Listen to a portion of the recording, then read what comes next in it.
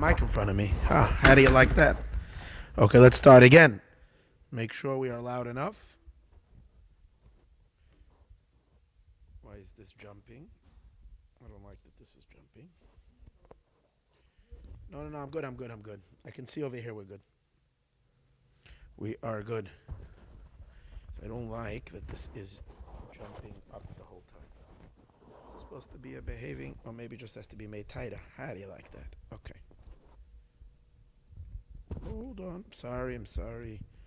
Some adjustments here. Here we go. We are good.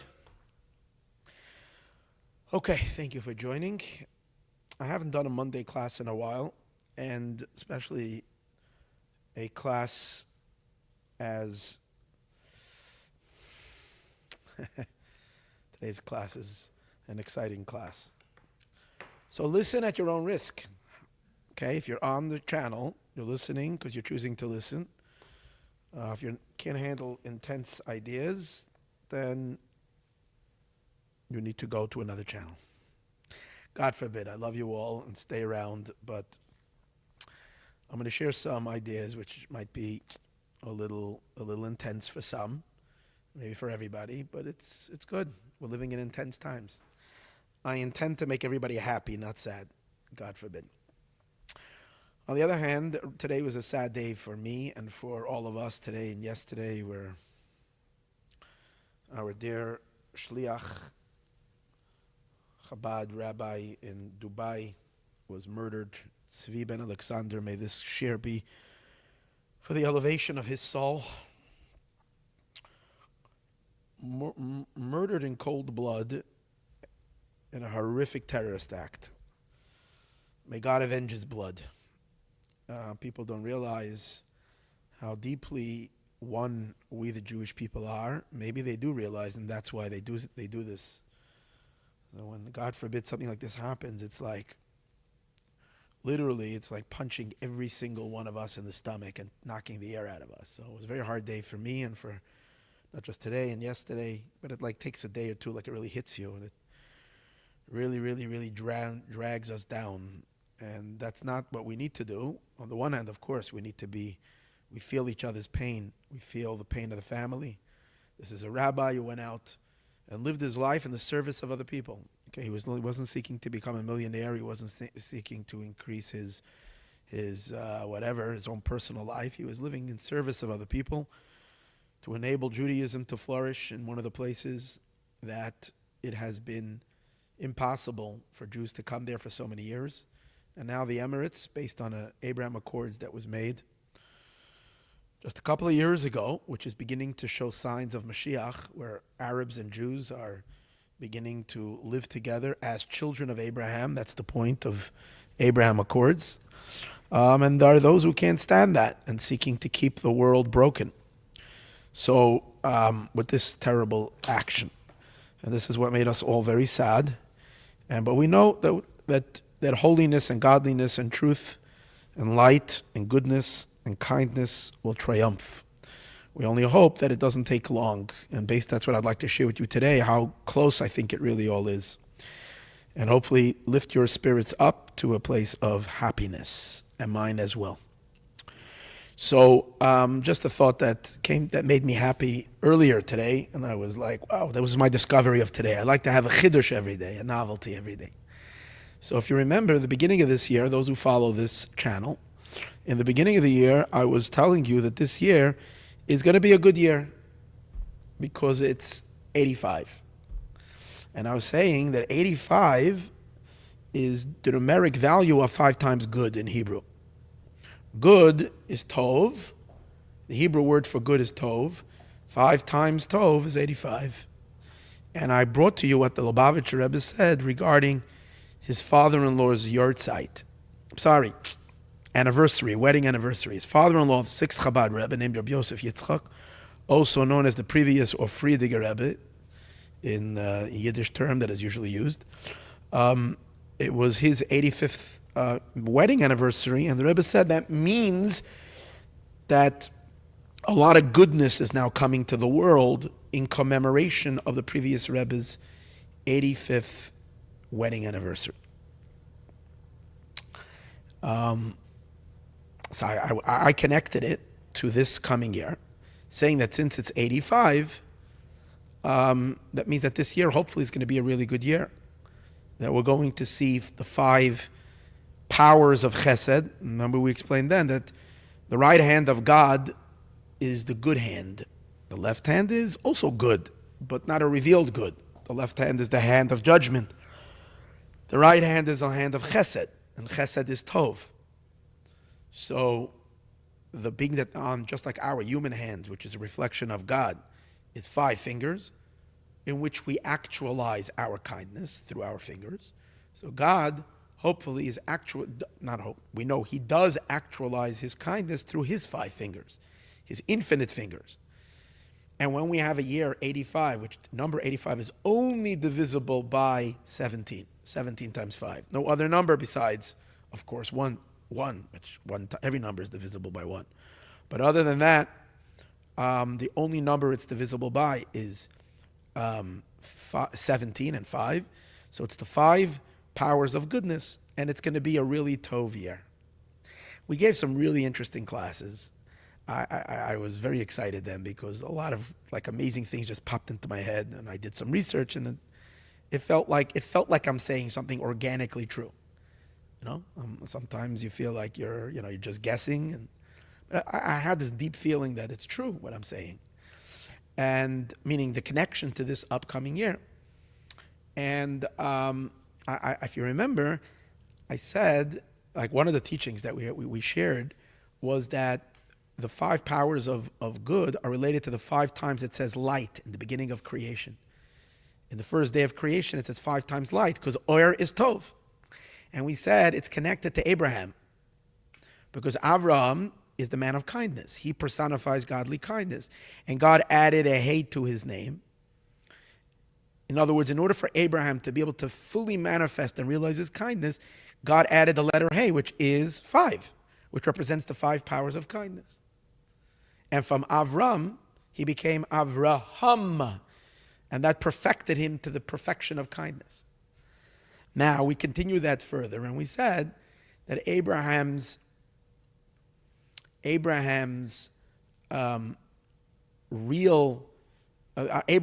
change happened when he was circumcised. He didn't get that extra hey until the circumcision. And during his circumcision is when he was named, instead of Avram, he was named Avraham. That's when the hey kicked in. So we explained, what does it have to do with circumcision? So there is a mystical concept, which I shared then, that first of all, it's very clearly connected to circumcision. Because the word milah, mem yud lamed hey, which means circumcision. The word milah, like we call Brit Milah, a covenant of circumcision. Milah is the circumcision, is the numeric value of 85. Because a circumcision is a revelation of the 5 powers of kindness. Why? Because there is a mystical concept, and I'm not going to get into it right now because it's not the point of the class, that chesed, the kindness of chesed, reaches its full expression in yesod. There are 7 emotional sefirot. Chesed, Gevurah, Tiferet, Netzach, Hod, Yesod, Malchus. The 6 emotions are the masculine sefirot, the first 6, from Chesed to Yesod. So what starts in Abraham, that's Chesed, concludes in Yesod. Now, we know that Yesod is related to the circumcision, because in the physiological structure of the human being, the procreative elements in the human being is the Yesod element, both in the male and in the female. The male has a Yesod element, and the woman has a Yesod element, and both of them are their point of bonding and connection. That's all in the Yesod. So, and we understand that that's the powerful element of kindness, where one can give of their, because what's kindness? Kindness is giving of yourself. So there's various levels of giving. The ultimate giving is what a person shares with their spouse that they love so much, is you give yourself, your very being. And through that you replicate yourself. You're basically saying, here I am giving you me.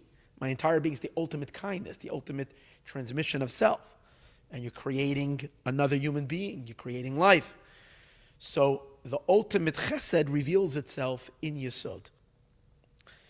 Now, Abraham, although Abraham is chesed, that's why to Abraham, that's interesting, is the first one who's given the mitzvah of circumcision. Because since chesed and Yesod are so deeply connected, so the first one who has a circumcision is Abraham.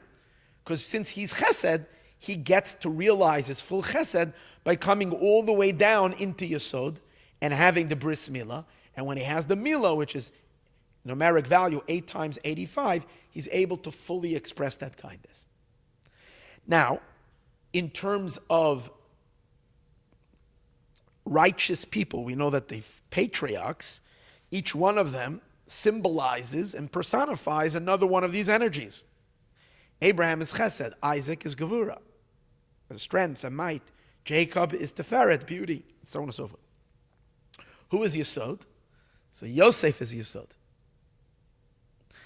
He's the 6th one of the series of the ginormous, cosmic, righteous, saintly people. And that's why we find that Joseph, 2 things we say about him. Number 1, we say about him tov, that he's good. Why? Because when the Torah wants to speak about Joseph's age, the age that it mentions the first time by Joseph is that he's 17 years old, which 17 is the numeric value of tov. Right before they sell Joseph, right before Joseph is sold, it says that he was 17 years old. Yosef ben Shva Esrei Shana. Why the number 17 appears by Yosef? Simply you can argue, because that's how old he was. But by the Torah, nothing is random. Everything is deep. Why was he sold when he was 17? Because that's when he reached his maturity of his level. The level of Tov is a certain kindness, but connected to Yesod. Since Yosef is the person. And that's why we also find that his test, his primary test in his life, was in sexual matters. Because that's what Yesod is. Yesod is the sexual bonding. That's why out of all tzaddikim, he is the one who stands by the test in flying colors in the most immoral culture of Egypt. So we know Yosef is the power of Yesod. Okay? It actually says that Yosef caused all the Egyptians to circumcise themselves. See the connections? He made, that's what he did. He made all the Egyptians circumcise themselves. It's all connected to this idea that Yosef is Yesod. He's the 6th in the series of the way we Kabbalistically, even though this is not the way that tzaddikim are lined up in the literal historically, but Kabbalistically they are lined up as follows: Abraham is Chesed, Isaac is Gevura, judgment, Jacob is compassion and Teferet, and beauty. Moshe is Netzach, victory. Aaron, the high priest, he's Hod, he's glory. Joseph is Yesod, even though Joseph lived before them, for whatever reason, not going to get into it. And of course, King David, he is the Malchut. These are the 7 super souls personifying these 7 divine attributes physically in this world. Now, just like we had these 7 tzaddikim in the beginning of time, in the biblical era, so too we have these 7 tzaddikim come back to the world in the Messianic era, in the end of time. And who are these 7 tzaddikim? The 7 rebbes of Chabad, beginning with the Alter Rebbe being Chesed, and 7 rebbeim. And the Rebbe, the Lubavitcher Rebbe, he is the Malchut element in the place of King David. His father-in-law, Yosef, Yitzchak, whose name is also Joseph, first name is Joseph. And he's number 6 in the series of the tzaddikim. He's the personification of Yosef, the biblical Yosef, here in this world as the Yesod element manifesting in this world. Now it makes sense why the Rebbe, the 7th Rebbe, got all excited by the 85th wedding anniversary of the previous Rebbe. Like the Rebbe had many times he celebrated number 85. The 85 of there could have been many events, anniversaries. In Chabad history, there were many. They keep on coming up new events. Meaning, anniversaries of years for like the Rebbe could have celebrated 85 years of the fifth Chabad Rebbe, not the sixth, the Rebbe Shalom Dov Ber, the Rebbe Rashab. I don't know that he made a big deal about 85. The one time he made a big deal about 85 was his father-in-law. Now, you can say, okay, I don't know, he thought about it then. That's if you live in superficial external realities. But if you know who the Rebbe is, and you know that the Rebbe, every word he says is loaded with Kabbalistic meaning, in addition to its physical thing, I don't know for sure, but it made sense to me to make the argument that the reason why the Rebbe jumped on the opportunity to speak so much about how 85, precisely by the previous Rebbe, and not on his birthday, and not on his day of his passing, but on his wedding anniversary. Why? Because number one, 85, which is Milah, which are the 5 powers of good, these are the 5 powers of the right hand of Chesed, but they revealed themselves in the Yesod, in the Milah. So who does it belong to? The 6th Rebbe, who is the Yosef of the generation. No? And regarding his wedding, because in the wedding, that's the bonding between male and female, that's the emphasis of Yesod. So the 85th anniversary, the previous Rebbe, makes sense to celebrate and to highlight 85. Okay? This is not my chiddush of today, my novelty of today. This is old story. Meaning, I was thinking about this. I don't know if I mentioned all of this in the beginning of the year, but here's what I got today that made me happy. Okay, this is all introduction to the class. Tonight we can actually talk for 5 hours, but I'm going to try to not talk for 5 hours. But I'm going to keep you on the edge of your chair tonight. Tonight's class is not a boring class, so hang around. Only going to be bombs tonight. Okay, we're only going to drop bombs one after another. So pay attention, because I was muzzled for like 3 weeks. I wasn't in front of the microphone, and these were exciting 3 weeks in the world. So I have a lot to share that is really, really, really exciting information. Again, it's intense, so you have to be ready to hear what I'm saying, and you can respectfully disagree if you like. You're not going to change my mind, but you can disagree. Any case, I don't think you'll change my mind. Maybe you will. So what I got excited about today, there is a song that it exploded in Israel this year. Exploded in Israel. Meaning it's being sung has a very powerful, positive message. And it ripped through the entire Israeli, Israel, observant and non-observant, religious and non-religious. But it's a song with a very, whoa, what is that? Must be fireworks from the class.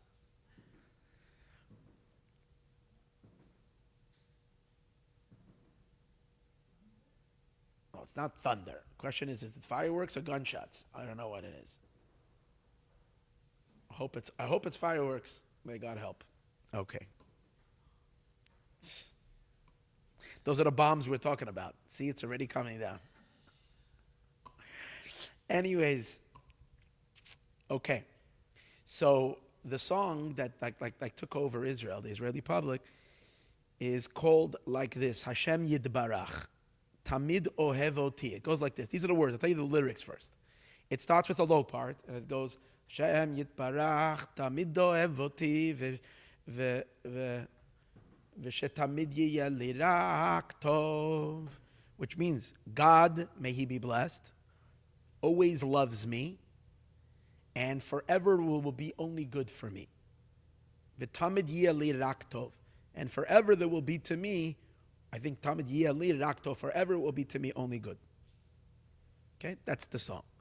Then the high part goes v'od yoter tov, v'od yoter tov, v'od yoter tov, v'od yoter tov. It's a very easy song, which means, and it's going to get better and better and better, and meaning and more good and more good and more good and more good, right?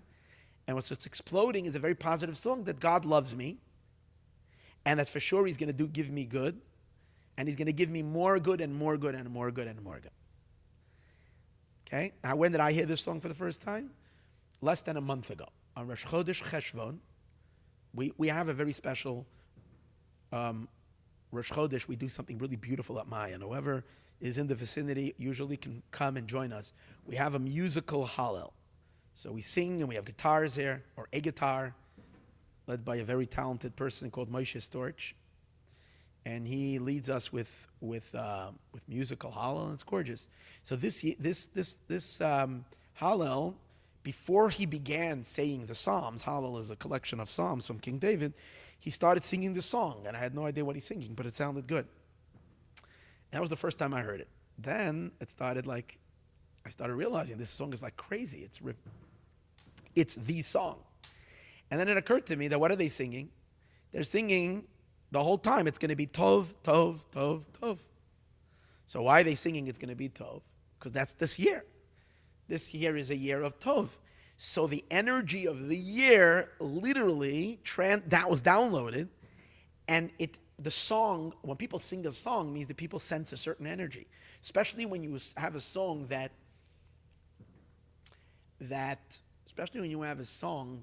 that disproportionately goes viral. And again, I'm not talking about the whole world, but at least I'm talking about the Hebrew public, the Hebrew speaking public. This song, crazy. Everybody's singing it. Yeli Tov, Tov. So then I thought to myself, hey, how many times are they singing that it's going to be Tov? Do they actually say it 5 times? If they say it 5 times, that would really be cool.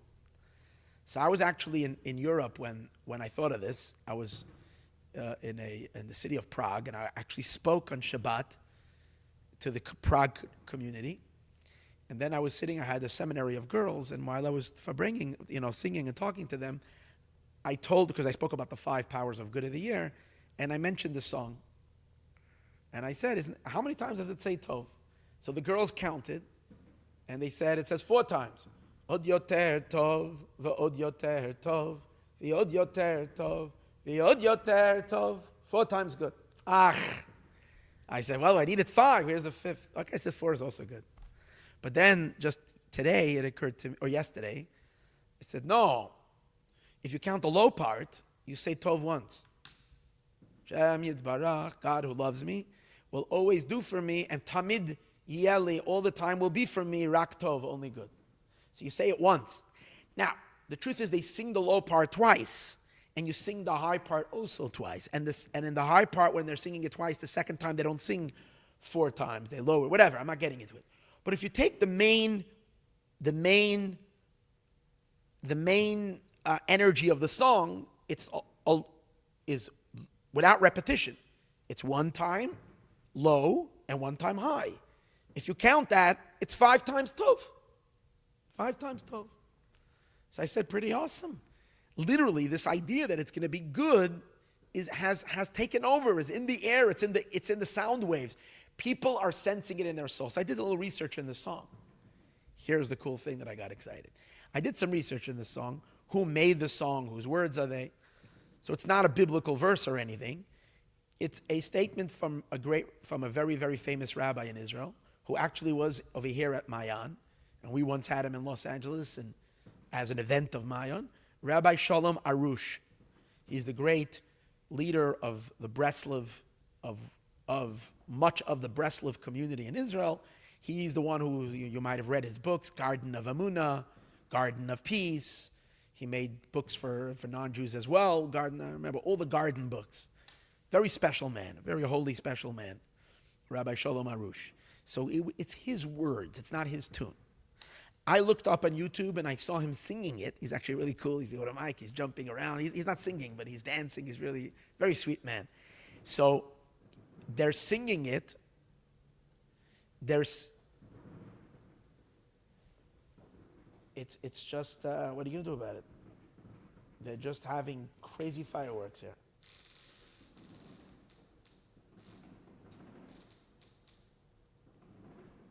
I think I know what's going on. I think the Grove is having that's what's going on, I'm telling you.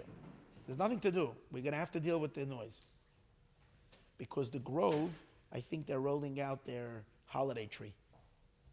They make a big celebration for the first night. The window is closed, nothing to do. Ariella? We need you back over here to continue. So I did some research.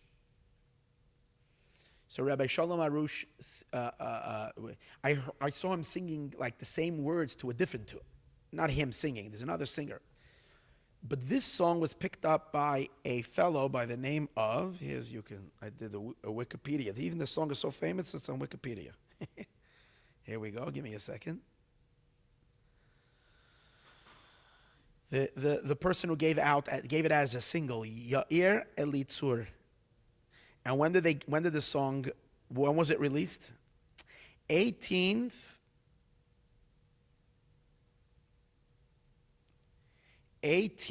of July in 2024.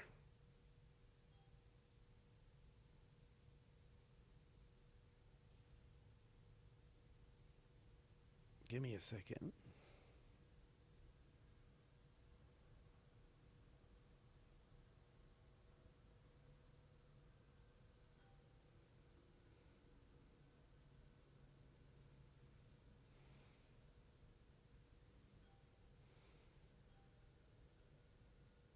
Let me go back a minute.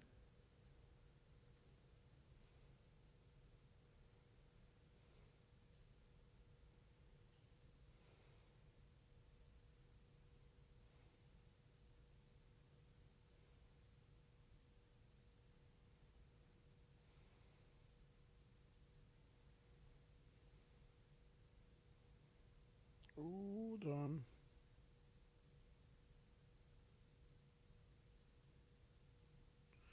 So, I might have. Give me a second over here. I'm having a problem.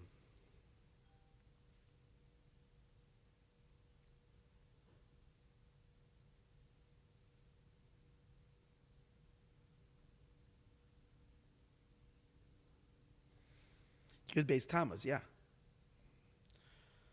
But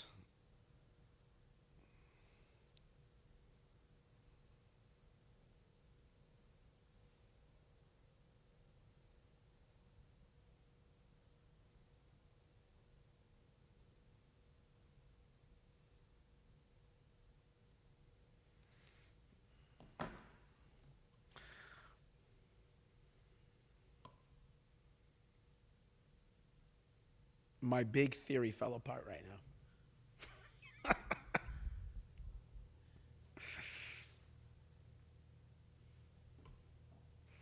Okay, scrap that. Why? No, I made a mistake. I saw it being 18th of Juni. It was in a Hebrew Wikipedia. 18th of Juni. And I was for some reason reading Juni as Julie, which is July. It's not true. It's the 18th of June. My whole Torah falls away. Okay, now I'm not happy again. Chas v'shalom, God forbid. I'm happy again. I had such a good thought. If it was only on the 18th of July, it would have worked out. But I'm happy I caught it, because then I would have made up a story and it's not true. Okay, hypothetically, had it been the 18th of July, then the Hebrew date would have been the 12th of Tammuz, which is the previous Rebbe's day of Chag HaGeula, and therefore I was excited because it's connected to the day of redemption, the beginning of redemption, the 5 lights. I had it really all worked out. But it's not the 18th of July, it's the 18th of June. And the 18th of June is just a nice day, I don't know. Maybe we'll figure it out another time. Meanwhile, we spent so much time just on this on this teaching that didn't work out. But here, it's good I caught it. Okay, let's get to business. I'm sorry, I was having fun. That was not planned. I planned on having a good sharing with you, a good teaching, with a good thought, but it didn't work out. Okay. Whatever it is, there's no question that the year is a good year this year. and good things are happening, and good things will be happening, and Moshiach is coming. Let's go back to a Zohar that we've been talking about a while ago. And I think we're going to check the Zohar out, because this Zohar is depicting a lot of what's going on. I don't know if I'm right, but I think so. You tell me if you think it makes sense. Some of the things that I said that I'm going to be talking about, I'm pretty sure I'm right. But this one, I'm going to share with you, and then I'll let you decide. We discussed part of the Zohar already in the past. It's a prophetic Zohar, and it talks about various events that are going to happen at a certain time, at the time when Moshiach is about to reveal himself. And it talks about a 70-day period. And I want to just go back to that Zohar and get to see how that Zohar is panning out.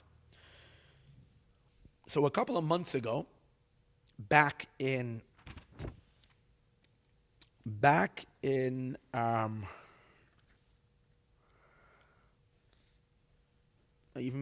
was sometime back in, I don't know, April, May, I think, maybe even earlier, March. Someone had brought to my attention the Zohar, because I was talking about the star, the special star that was supposed to become visible this summer. So someone brought to my attention that there is another prediction of a Zohar about a star, because it says in Parshat Balak, which is the Torah portion which speaks about the prophecies of the redemption. So it says over there that Bilam, the great prophet, says, I see Israel, I see into the future that a star will rise from Jacob. So I'm not going to read the beginning of the Zohar, because I think we've done that more than once. The Zohar says that God is going to build the city. I'm just going to read in English. I'm not going to read it inside. God is going to build the city of Jerusalem, and he's going to reveal a star in the sky.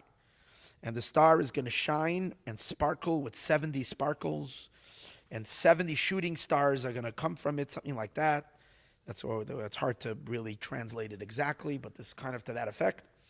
And the star is also going to swallow or draw into itself 70 other stars, and the star is going to shine for 70 days. It's going to be visible. So there is some kind of a star show that is going to be, where a star is going to come forth in the sky, and it's going to make a lot of, and it has something to do with 70 sparkles, 70 stars, 70 days. Fine. What's interesting about it is you got a lot of these statements in Midrash Zohar, but what's interesting in this particular case is that the Zohar gives a certain date when that's going to happen. And the Zohar says, when is that all going to take place?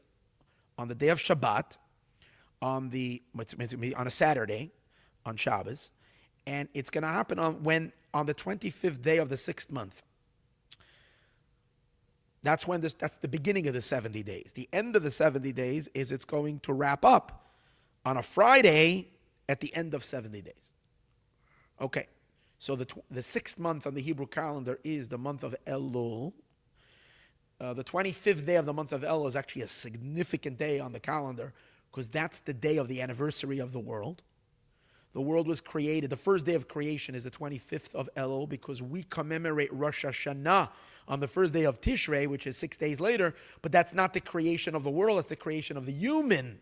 We make a big deal about the creation of the human on the 6th day, and that's the anniversary of Aleph Tishrei. So 5 days before that, on the 6th day, is the 25th of El. That's the anniversary of the world. So according to the Zohar, this star will make its debut. It will come forth on that day. It will hang out for 70 days, and it will end on a Friday. What was interesting, and why did I get excited about this? Because I knew that this past year, the year of 2024, that in September of 2024, it will coincide with the Hebrew calendar, and the 25th day of Elul will come out on a Shabbos. Well, that can happen every few years. That's not so random that the 25th day of Elul comes out on a Shabbat, on a Saturday. That's variations of the calendar. It could happen. I don't know how frequent it happens, but it could happen. What was really unique was that when you looked at the forecast of the astrologers, of NASA and so on and so forth, they also predicted a star will be visible. A special comet will be seen in the sky.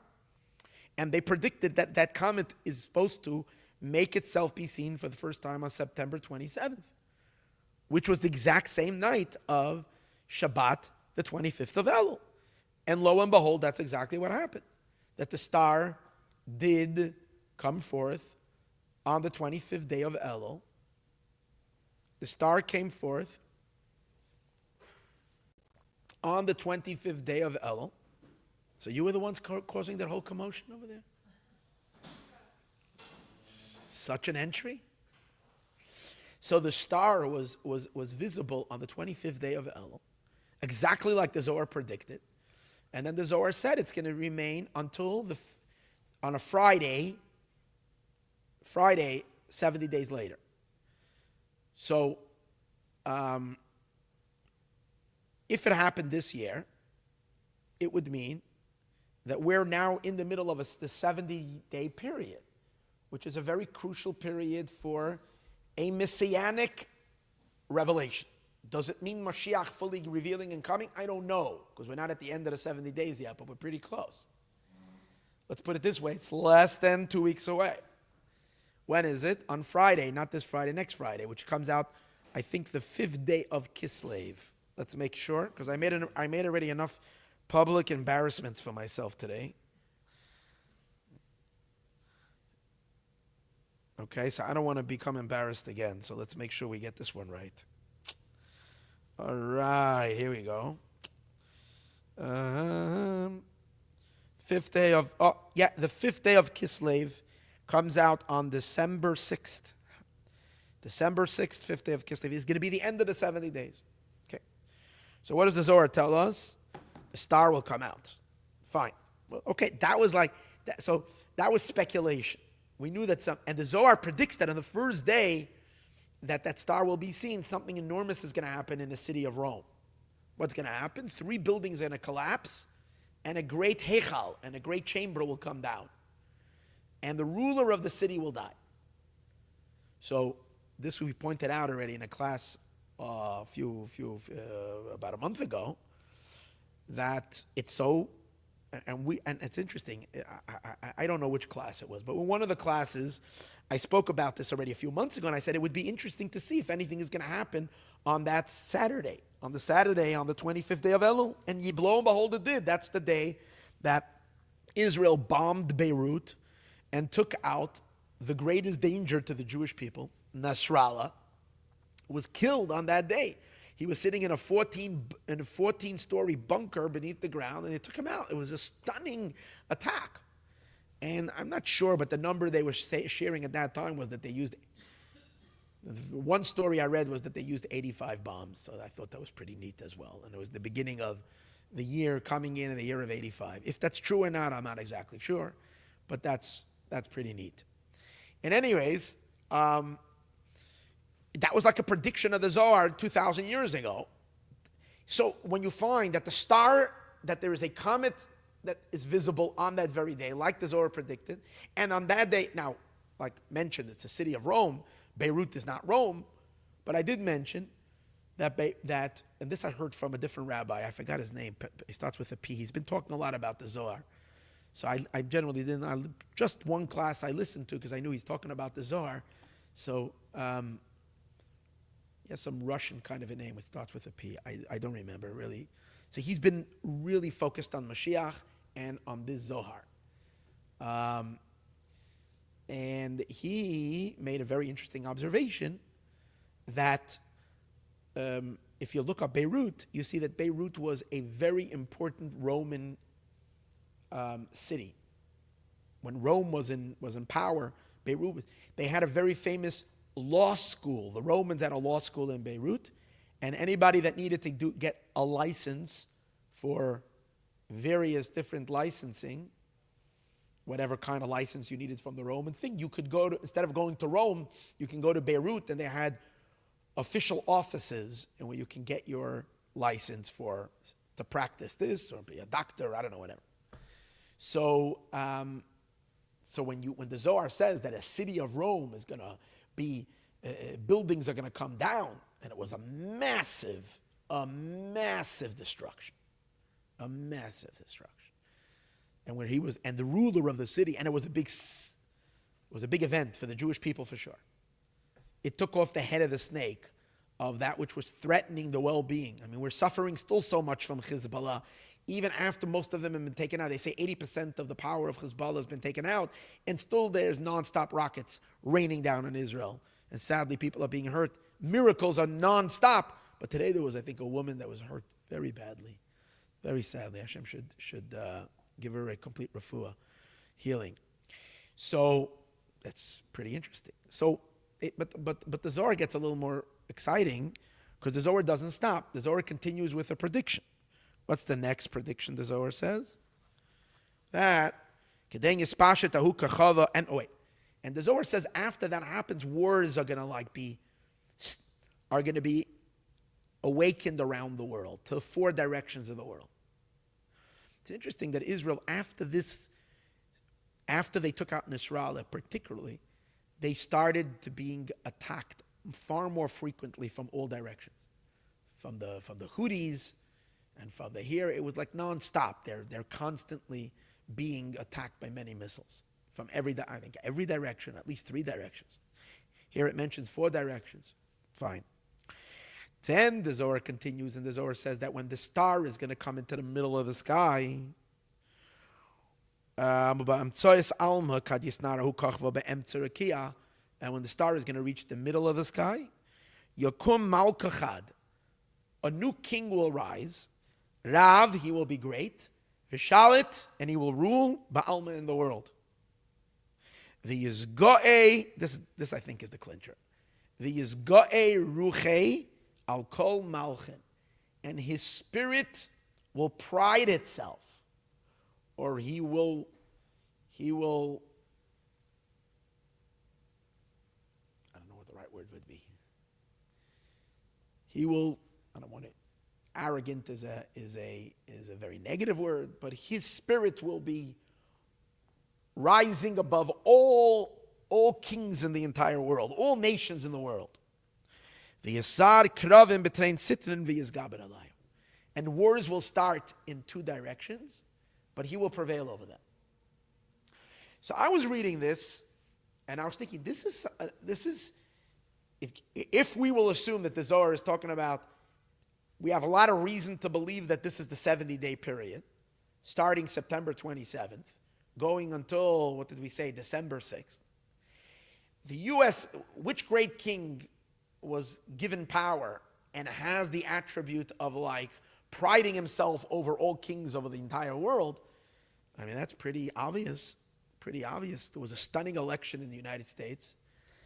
And the one who won, President Donald J. Trump, is pretty much a personality who is shaking up the world even before he even stepped foot into Washington. He's reshaping the entire world, especially now, because when he came into the office in 2026, there was such opposition. There was everything against him. But this time, when he's coming into the office, he's got far more control, as you can see. And his victory is sending ripples across the entire world. And he has that nature of Yizgoyed Ruche, that his spirit will rise over him. He's not afraid of anybody. He's got the sense that the world is his. He's going to do as he sees fit, and he's going to put everybody in their place, right? That's his. He's surrounding himself with enormously powerful people, influential people. It's stunning what's going on. Now, it says wars will start immediately in the 2 directions. So I'm thinking, again, this is speculation. I don't know. Whenever it comes to prophecies, future prophecies, you can offer your interpretations. I'm not going to say what's going to happen, but when they happen already, perhaps this is what it means. For whatever reason, I'm not in the State Department. I'm not in the decision making. I'm not in the Pentagon. I have no idea why Biden, the current president, has been recently pouring kerosene on the Ukrainian-Russian conflict. Okay, we know that war is going on for a while, but in the last couple of days, he's been doing what many people think is I don't know if he's doing, because we don't know what kind of mind he's in, as we all know. So who's exactly the decision maker? I don't know what the intention is, but people are worried that he's provoking World War III by giving the Ukrainians power to use long-range missiles coming from the United States of America, and Putin himself clearly stated that he sees that as an attack by NATO. So, and therefore he reserves the right to strike back at NATO, and he's upping the nuclear whatever. We're going into really, really dangerous territory. So the Zohar sees it, and it happened all post-election. So let's pray and hope that this is not leading to a major escalation and a major war. But the Zohar is saying that it doesn't say there will be a war all over the world. It will stir up the Yisarin. It will stir up wars. Here it doesn't say in 4 directions. It says in 2 directions. So we know Russia and Ukraine. What could be the other one? I don't know. I'm not exactly. Korea maybe. He's been also. He's also been very hyper recently. Kim Jong-un. Maybe. I'm not exactly sure, but seems like something's going on. Again, if we are to say that the Zohar is referring to our times, which I have no reason to believe that it's not. So till now is what happened already. Now it's interesting.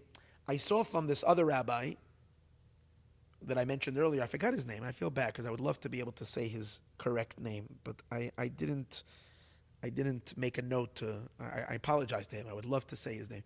I saw that when he spoke about Nasrallah's death as a clear indication of the Zohar, but then when he said a king will rise, he thought it would be an Iranian guy, some monster, some bad guy, some whatever. And I was saying, why do you have to say? I don't know what he's saying now. Maybe now he's saying the same thing like me. I didn't listen to his recent dub classes, but I think this is clearly referring to. It doesn't say that this king is a bad guy. It just says he's a person who's going to gain control and everybody's going to be afraid of him. He's going to rule the world. And I think it makes perfectly sense. And it also says another indication. The Zohar says it's going to happen in the middle of the sky. Now, what exactly is the middle of the sky? The sky is everywhere can be the middle. I think it makes sense logically to say that the middle of the sky we're talking about is at the center of civilization. Now, the center of the civilization is still the United States of America. So in that sense, the fact that it happened over here, it fits. Again, this is a possible interpretation. Then the Zohar continues.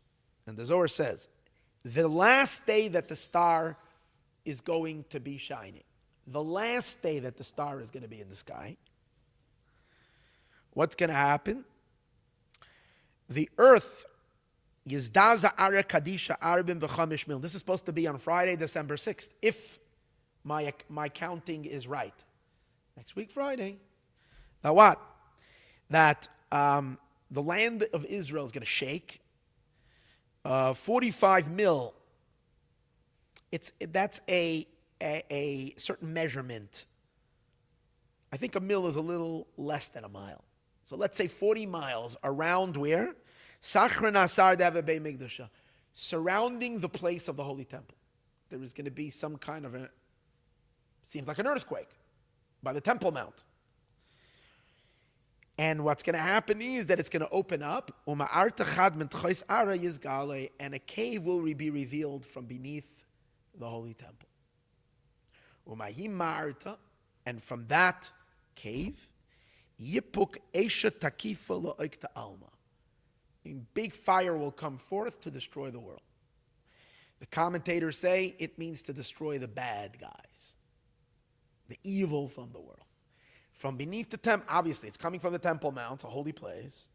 Something will shake. We know right now they have the mosque over there. We know that mosque has to be removed and the holy temple has to be built. Based on all biblical prophecy. That our temple is going to be, the third temple is going to be built over there. Maybe, but here it doesn't say that it's going to cause any, it just says that some cave will open up from beneath, a fire will come forth.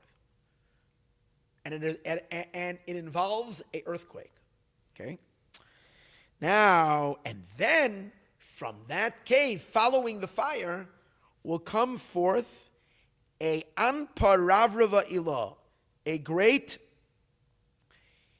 Anpa. What's an Anpa? It seems to, they translate over here, a great branch that will rule the entire world. We find that a lot of times a ruler is compared to a branch of a tree. Like it says in Isaiah, that a shoot will come forth from the geza, from the stem or from the roots of Yishai, who was the father of David. So you see that a branch is considered a ruler, a king. So this great ruler will come forth who will rule the entire world. And then the Zohar says, who is this ruler? V'layis isyav malchusay. And to him kingship will be given. That's Moshiach. The Kaddish al yoinin yiskanchin gabei. And all the holy ones will gather around him. Ukedein yizgala malka Mashiach. And this is how Moshiach will be revealed. B'chol almin, the whole world. V'lei isyav malchusay. And to him will be given kingship. Now, does the Zohar mean that that's all going to happen on that day? I don't know. The Zohar says something is supposed to happen. At least the earthquake and the fire and the cave is supposed to happen on that Friday, on the 70th day from when the star was seen. And then the Zohar continues. And the people in the world at the time when this will be revealed, the people in the world at the time when all this is going to be, this could be referring to the entire 70 days. On the time when all of this will be going on, the people of the world will be in trouble after trouble. Is that comforting? No. Not much, but at least we know it was predicted. So when we experienced yesterday, 2 days ago, this horrific tragedy that we spoke about earlier, and then attacks and more, the Zohar says it's not going to be a golden age at that time. It's going to be difficult moments for the world and for the Jewish people. And particularly when it say the people in the world are going to be in trouble, particularly the Jewish people. Why? V'saneon de Yisrael yizgabrin. The Jew haters will become strong at that time. They will be very strong. Well, what did the ICC do just last week, Friday? They called for an arrest warrant for Bibi Netanyahu and Gallant. And you know who else they added on to that arrest warrant? What a joke. What a laughing, complete comical thing. The fellow known as Dayef. Who's Dayef or Dif? He was the chief orchestrator of October 7th together with Sinwar. Now they called for 3 people to be arrested. Netanyahu, Gallant, who was the defense minister in charge of the IDF. He's not in charge anymore, but he was in charge. And together with him, the Hamas guy, the murderer. So they all 3. Now this Israel says Dayef has been killed already. They killed him in a strike a few months ago. But the ICC says we don't have proof for that. So we're going to add him because we can't just call for the arresting of Jews because that's not going to look good for us. So we have to find a Palestinian that we can also say is guilty. Maybe a little guilty. Palestinian also for this whole thing. Because the Palestinians really didn't do anything. The whole thing was Palestine had nothing to do with this. The Jews were, the Palestinians were living side by side with the Jewish people with love and with harmony, and they had birthday parties together, and everything was beautiful. You know, and one day the Israelis decided to go into Gaza and butcher Palestinians. I mean, obviously I'm being sarcastic, but that's not what happened, right? We all know what happened on a Saturday morning, on a beautiful Saturday morning, on a holiday of Simchas Torah, when they came in, those murderers on October 7th, and butchered men, women, and children. So, but they have to show that they're so a little bit impartial. So they picked a dead Palestinian that they can also add to the list of who needs to be arrested. I'm just showing you an example of what it means over here when it says the haters of the Jewish people will be strong at that time. But the spirit of Mashiach will then be awakened upon them, and obviously the Yeshetzei le'edom chayava, and he will destroy the guilty Edomites.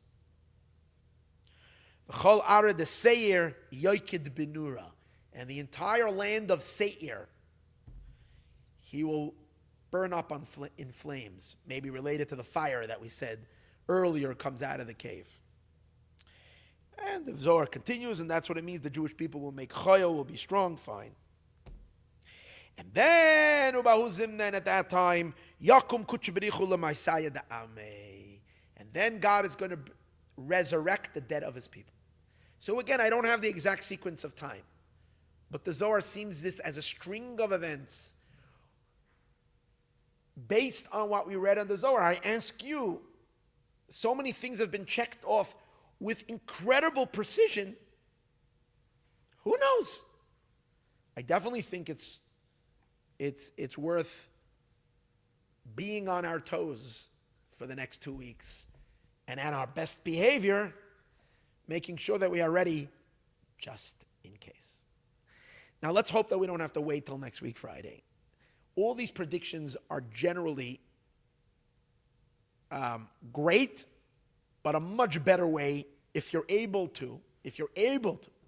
have the expansive and the endurance, because I think most people have a very hard time with the endurance of having this, is to believe that Moshiach is coming the next moment. It's very hard to live in that expectations, because then you get a lot of letdowns every few minutes, right? Come on, Moshiach is coming today. But really, in truth, that's the way we're supposed to live. That Moshiach is coming every second. And therefore, it's not good to say that Moshiach is coming next week, Friday. That's not a good statement. And I'm not saying that. I'm just telling you what the Zohar says. It's an interesting period that we're living in. There's something special in this period, I think. Something about next week, Friday. We definitely welcome Mashiach before next week, Friday, if it comes right now. We hope and we pray that it comes in a minute, not even in an hour. All right. Thought that would be interesting to share. Now, based on that, I came up with a thought today, which I think is when I did Chumash, yesterday when I did Chumash, and I thought, this is really interesting. If we merit, at least by the end of next week, to see Mashiach, I don't know. Again, please don't say that I said Mashiach is coming next week. I don't know. No one knows. I'm saying based on the Zohar, it's interesting. Let's wait and see what's going to happen. But if we do merit to see Mashiach, let's say next week, Friday, I even have the date, right? If we do merit to see Moshiach at that time, he's going to take the kingdom of the world. He's going to become the ruler of all of the world. That's what Moshiach is going to be. All nations are going to, I don't know how fast is there going to be recognition and how this whole process will go down. But then the question becomes, and what's with the American elections? So I had this very interesting thought, which occurred to me today, and I thought it was really cool. First of all, it doesn't mean that there won't be any other governments. Of course there will be. Mashiach is just going to be a ruler of rulers. And he will direct all the leaders of all nations to lead their countries with righteousness and with truth and with compassion and goodness and caring, and bring the greatest good and efficiency to all governments. So it's not that Mashiach is going to take away from anybody powers, However, there's just one interesting thought that I had. In Chumash, in the weekly Torah portion this week, Parshas Toldos, we learn about Jacob, the birth of Yaakov and Esau, two twins of Rebekah. Yaakov and Esau are born, and she has this intense pregnancy pain. It's like she's going crazy. She goes to find out what's going on, because it was abnormal, the amount of turmoil that was going on in her womb and the suffering that she had. She had like the worst cramps any pregnant woman ever had. And she found out that there were two empires in her womb. And it says, when the babies were born, it says that the first came out the older one, a redhead, and generally his color of his body was very red. He was covered with hair. He came out first. And then came out the second one, who was very sweet and smooth, no hair, and it says that he was and he wasn't red, just regular normal skin color, and he was holding on to the heel of his brother. And as like we know the story is that he was really trying to get out first, but he couldn't. His twin brother raced to the exit and pushed his way out first, and his little brother remained behind, but having a grip on his brother's heel. Now the sages derive tremendous symbolism in every little part over here, including the hand on his brother's heel. And they say, what does it mean? Esau, the older brother, is Esau. He is the Roman Empire. And it later translates into the various different Western powers, which translates eventually into even the power of the United States of America. All them descendants of the Roman powers. Jacob represents Israel, the Jewish people, and the eventual Moshiach. Esau rules first. For thousands of years, the non-Jewish empires rule the world, and Jews are subjugated to the exiles, to the whims of the various different nations. They suffer hardship, persecution, and whatnot. But eventually they come out intact. The little brother, Jacob, eventually gains mastery over the other brother and then takes the seat of kingship and rules the world. For how long? For all of eternity. Not to rule the world, but to guide the world and to inspire the world into its ultimate potential that God gave for the human race. Okay? It's not about dominance and about servitude, God forbid. It's about enlightenment and being leaders and educators and an inspiration and leading the world to enormous prosperity and wealth, which will only be when the temple is standing in God's dwelling. Okay? The symbolism in Jacob holding Esau's heel, Rashi brings this from the Midrash. It means that Esau does not get to finish his kingdom. He didn't get to complete his kingdom before Jacob comes and takes it from him. In other words, you would think that the simple meaning of this is that the Roman Empire, or the inheritors of the Roman empires, their kingdom will collapse, fall apart, and disintegrate. Maybe then there would be a vacancy for, 100 years, a space. And then only afterwards, somehow the Jewish people will reconstruct their power and their strength, rise to power, and rebuild Israel, and build the Holy Temple, and establish the Holy Kingdom of God. You might think that it would be two separate phases. So the simple meaning of the verse means that while Esau is still in power, Jacob will rise and take it from him. And that's the meaning, that he will not finish his thing. He will not disintegrate. Right? But I thought perhaps there's another meaning unto this. We discussed many times the similarities between President Trump and Esau. And we've discussed this in the years of 2016. We did a lot of talk about this. And I mentioned, and I realized I wasn't the only rabbi at that time. Initially, I was saying this on my own, and then I found many other rabbis online from different sources than me were also saying the same thing, because it kind of became pretty interesting. Because there's a lot of midrashic ideas, both in Kabbalah and in Midrash and so on and so forth, that in the end of days, Esau will become a source of, will reconcile with his brother Jacob, and will become an ally and a support system, and help his brother Jacob to fulfill the ultimate role of Jacob to establish God's presence in this world. And Esau is going to be his assistant. if you believe in the world of incarnations, reincarnations, I mean, that means that souls, which is accepted by all Kabbalists, ancient souls come back down and reincarnated in various different figures. It starts to become very clear, and I think, just to be straight and honest with everybody, as much as I thought this was true, and I was arguing this back then in 2016, that it's absolutely abnormal that Trump won and became president of the United States. It just doesn't make any sense at all. It was clearly through divine providence, which means the hand of God that led it to happen.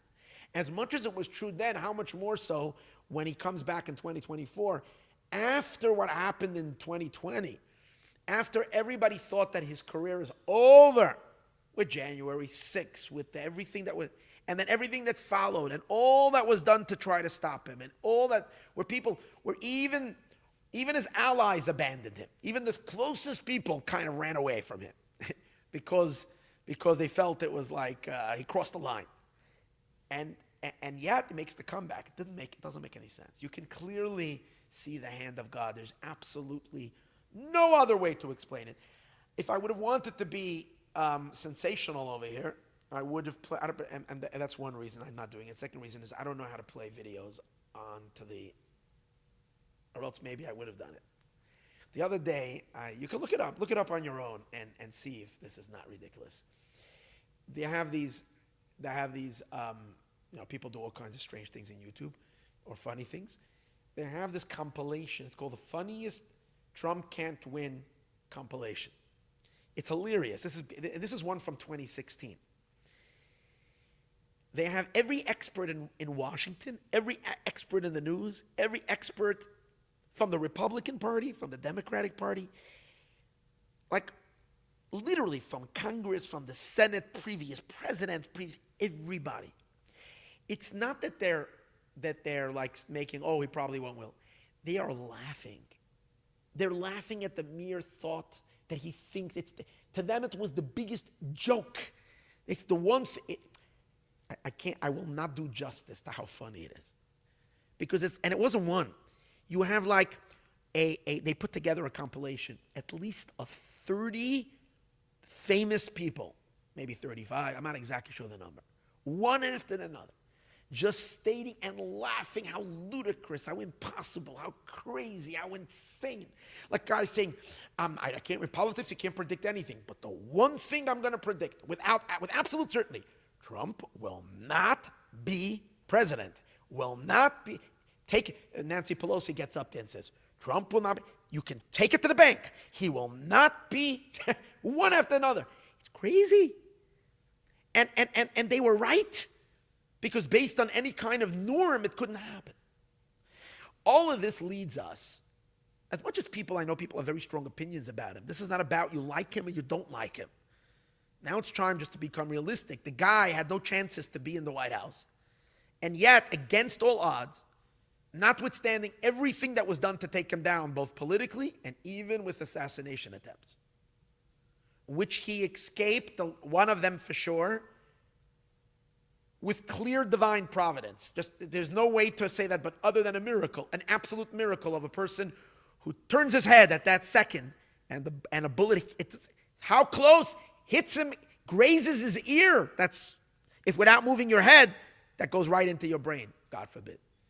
God forbid. He survived. I mean, you cannot dismiss the hand of God in all of this.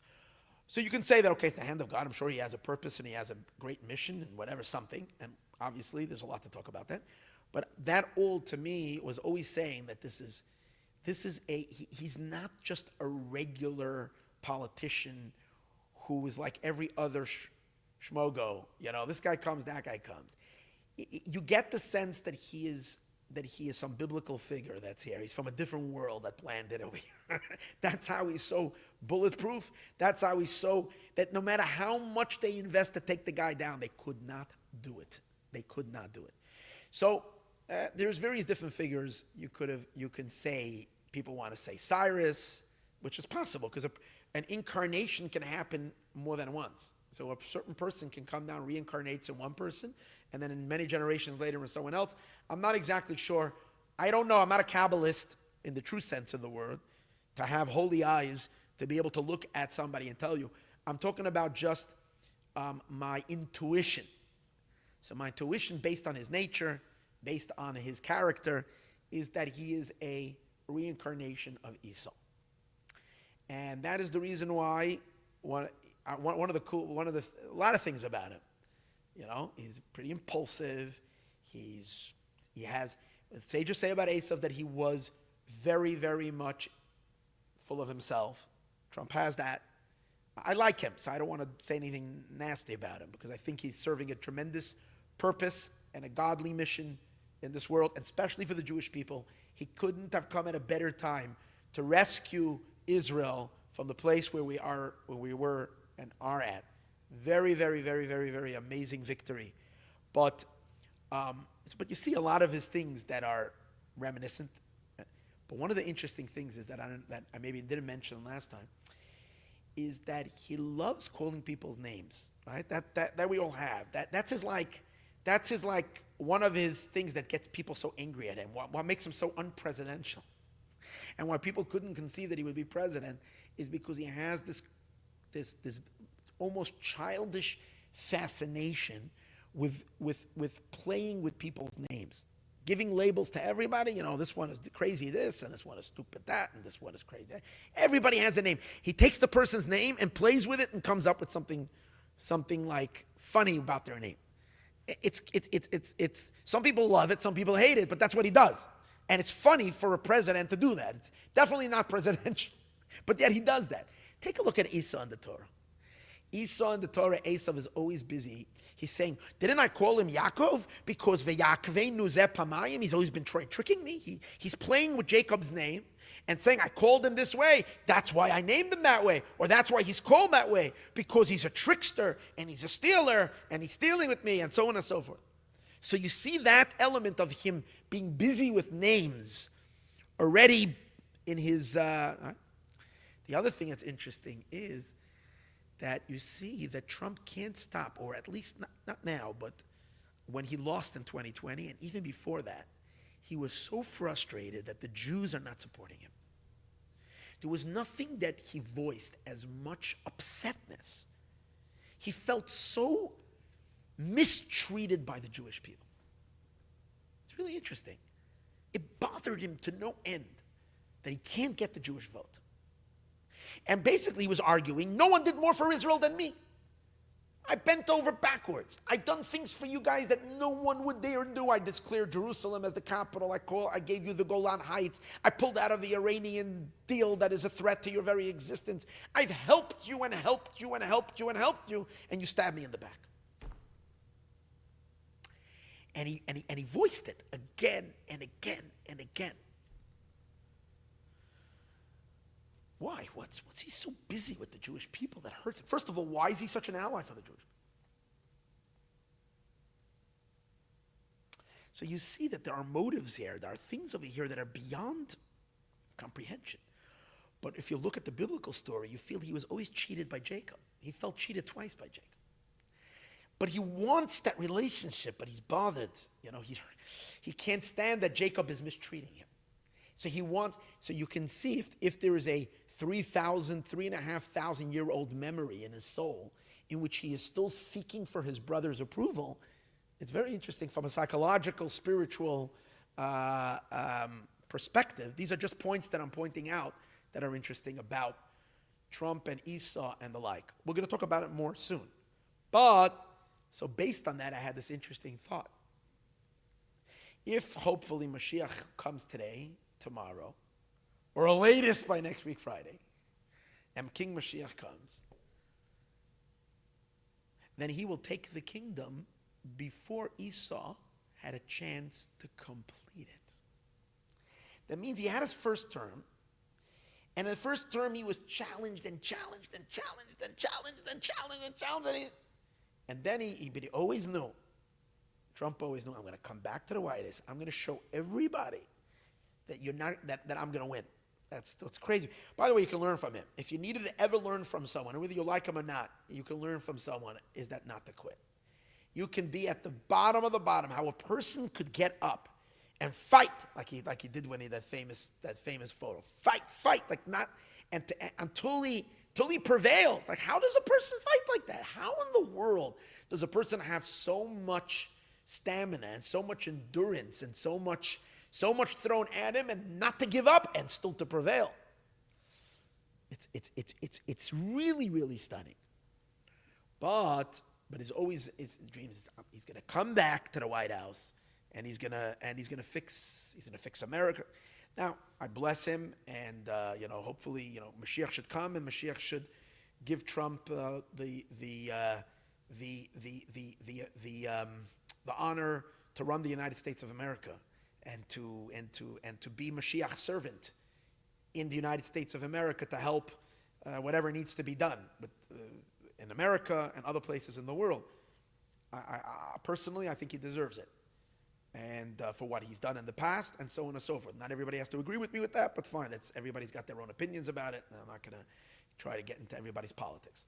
However, what might be interesting is when Rashi says that he now doesn't get a chance to complete his kingdom before Jacob comes and takes it away. It would be interesting if the time comes out that Mashiach reveals himself before.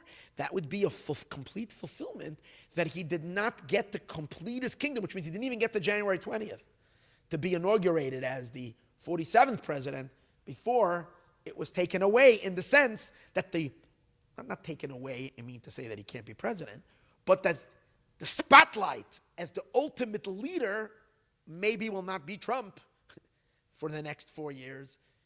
Let's hope it will be Moshiach, and it will be better for Trump as well.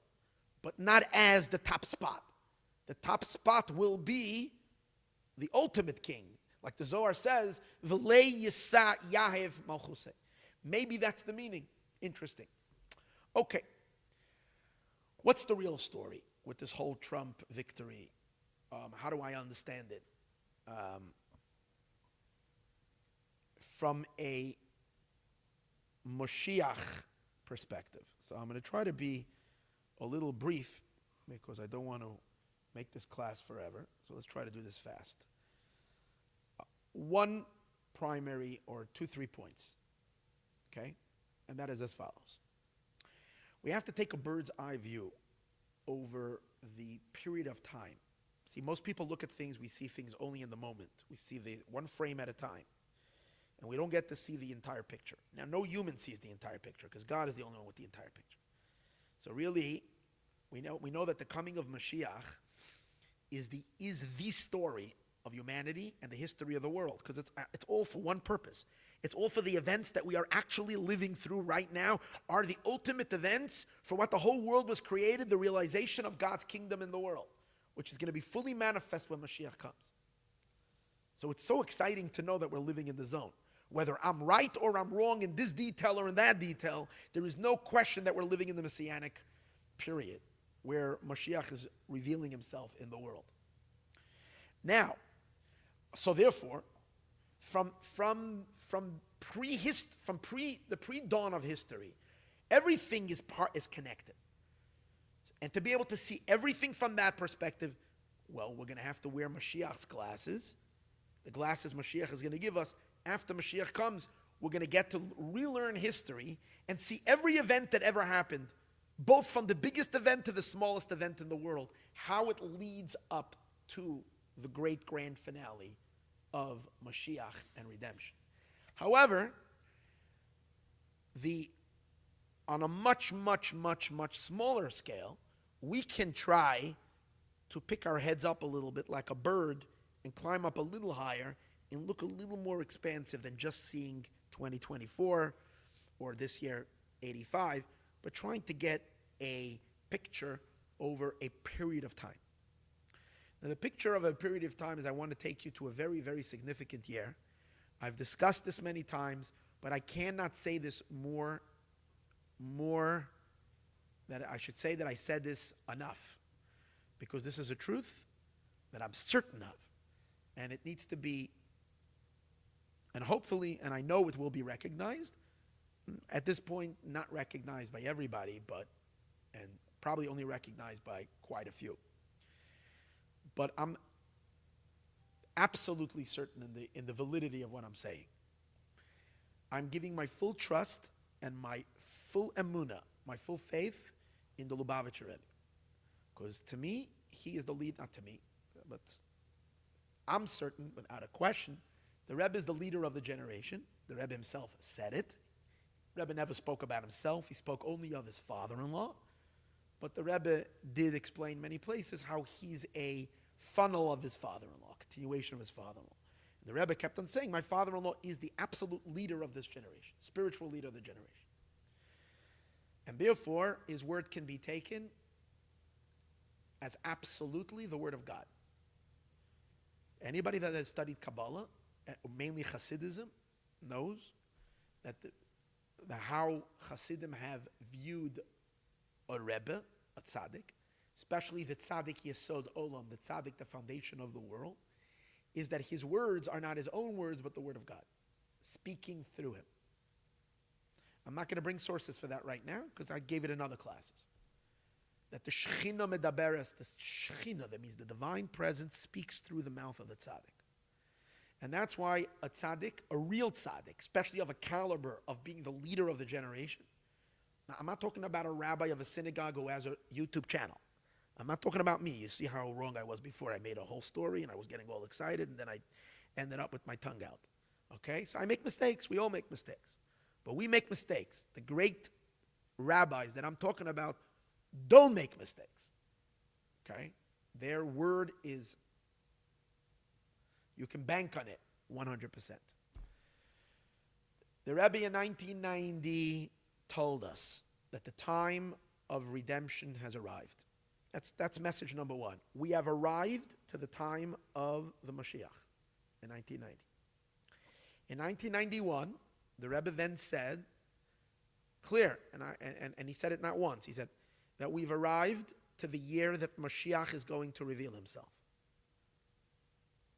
So again, not only have we arrived to the time of the redemption period, but we've arrived to the time that Moshiach will reveal himself. The year that Moshiach will reveal himself. The Rebbe kept on speaking about that in the year 1991. 1991 and 1990, 1991, it was overlapping, right? Mashiach, this is the year. And he pointed to major events in the world as indicators that these are what the sages say are events that happen that coincide with Mashiach coming. In late 1991, which in the Hebrew calendar was already 5752, Tavshin Nun Beis, in a series of talks beginning in Parshas Noach, this is the last year that the Rebbe has spoken. Parshas Noach, Lach Lecha, Vayera, Chayesara, Toldos, Vayetze, Vayishlach, all these weeks, but primarily a 4 or 5 a week period, the Rebbe said stunning things.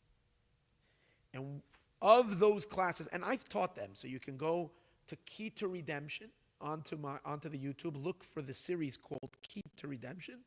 If you want to have an in-depth study of those talks that the Rebbe gave, I translated into English and gave them over.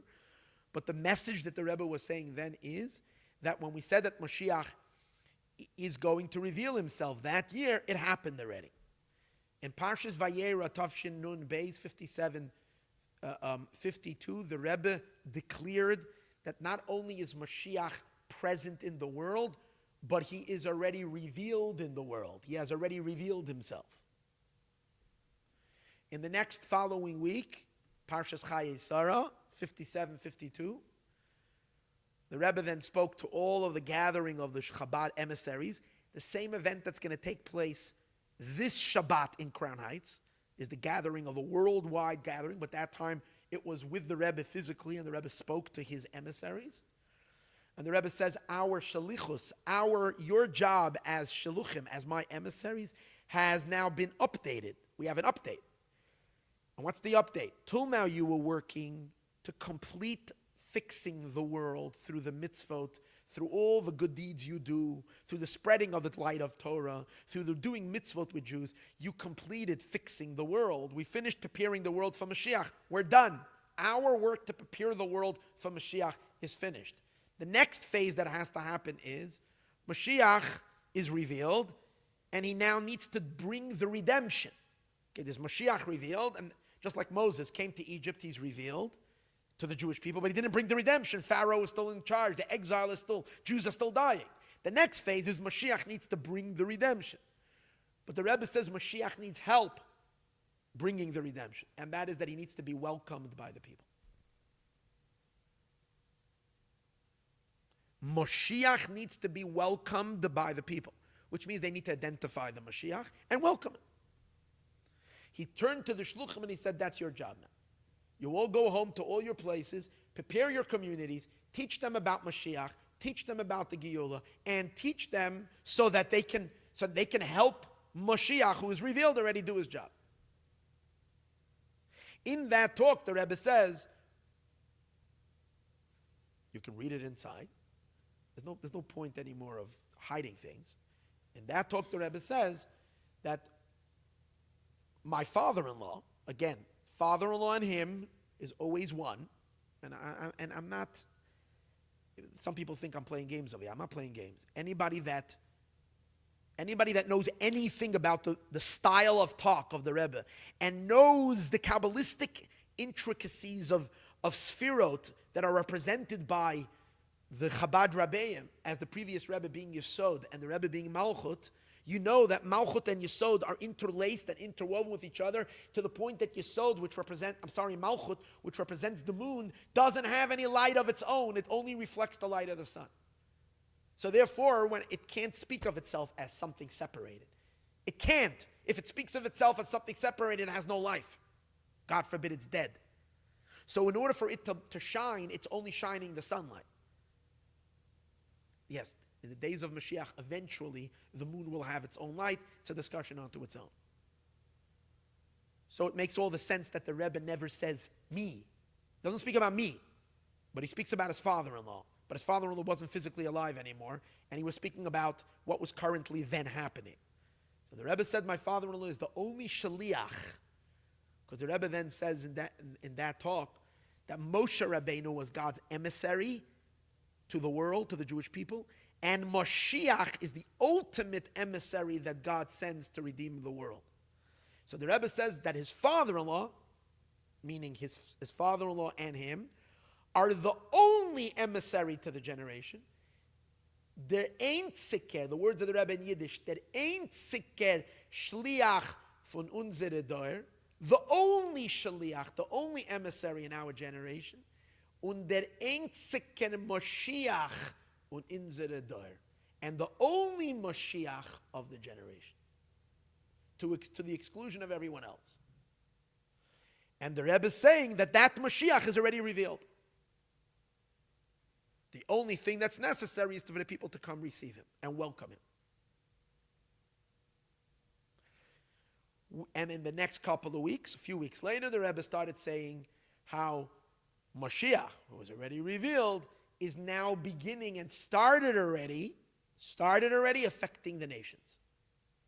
That's a few weeks later, Pashas Mishpatim, in a talk in January, where he's speaking about the denuclearization that was taking place. It's Moshiach's hand that's making that happen. The reason why it's taking place in New York City is because that's the city of Moshiach. And therefore, he is the one calling the shots. He's controlling what's going on. He's having already world effect. He's changing the minds of the world leaders from a mystical place. He's not having meetings with them. But on a spiritual level, he's affecting the thinking patterns of humanity, because that's what Mashiach needs to do, influence the entire world. When the Rebbe, and very clear, and I've said this many times and I'll say it again, there is no question. At that time, there was no question that the Rebbe was speaking of himself, speaking about Mashiach being revealed and has been revealed. In other words, let me put it in simple words, the Rebbe had declared at that time that Mashiach came already. So when the Jewish people say, we are davening, we are waiting, Bias HaMoshiach, the coming of Moshiach. My message on this channel is, you don't have to wait for Bias HaMoshiach, because Bias HaMoshiach happened already. So you say, wait, we're still in exile. Yes, we're still in exile. The rabbi in in Dubai was killed yesterday. October 7th saw 1,200 people, 805 IDF soldiers have been killed already in this war. And who knows how many, if you talk about the Antifadas and all the stuff that had gone through in the 30 years. And what happened to the rebbe? He's not here. He had a stroke, and then he passed away. So what do you mean Mashiach came already?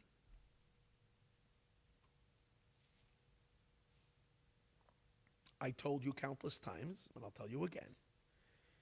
In non-stop Jewish source, not non-stop, there's probably about 20, I would say between 15 and 20 sources in Torah sources, including the Midrash, that state very, very clearly that Moshiach will be revealed, he will be concealed, and he will be revealed again.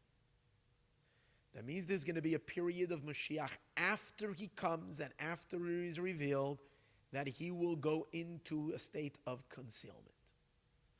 What does it mean, concealment? Midrash doesn't say much. It just says he will be concealed.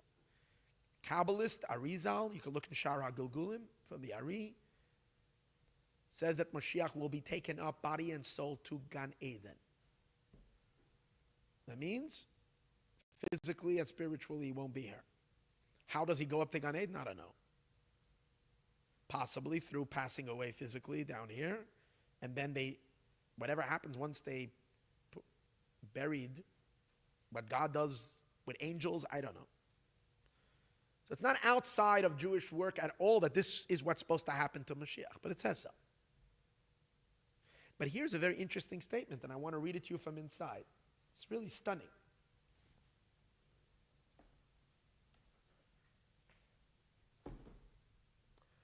Rabbeinu Bechaya, one of the great Jewish early scholars and interpreters of Chumash, a Kabbalist in the 12th century, I think, either in the 11th century, 12th century, or 13th century.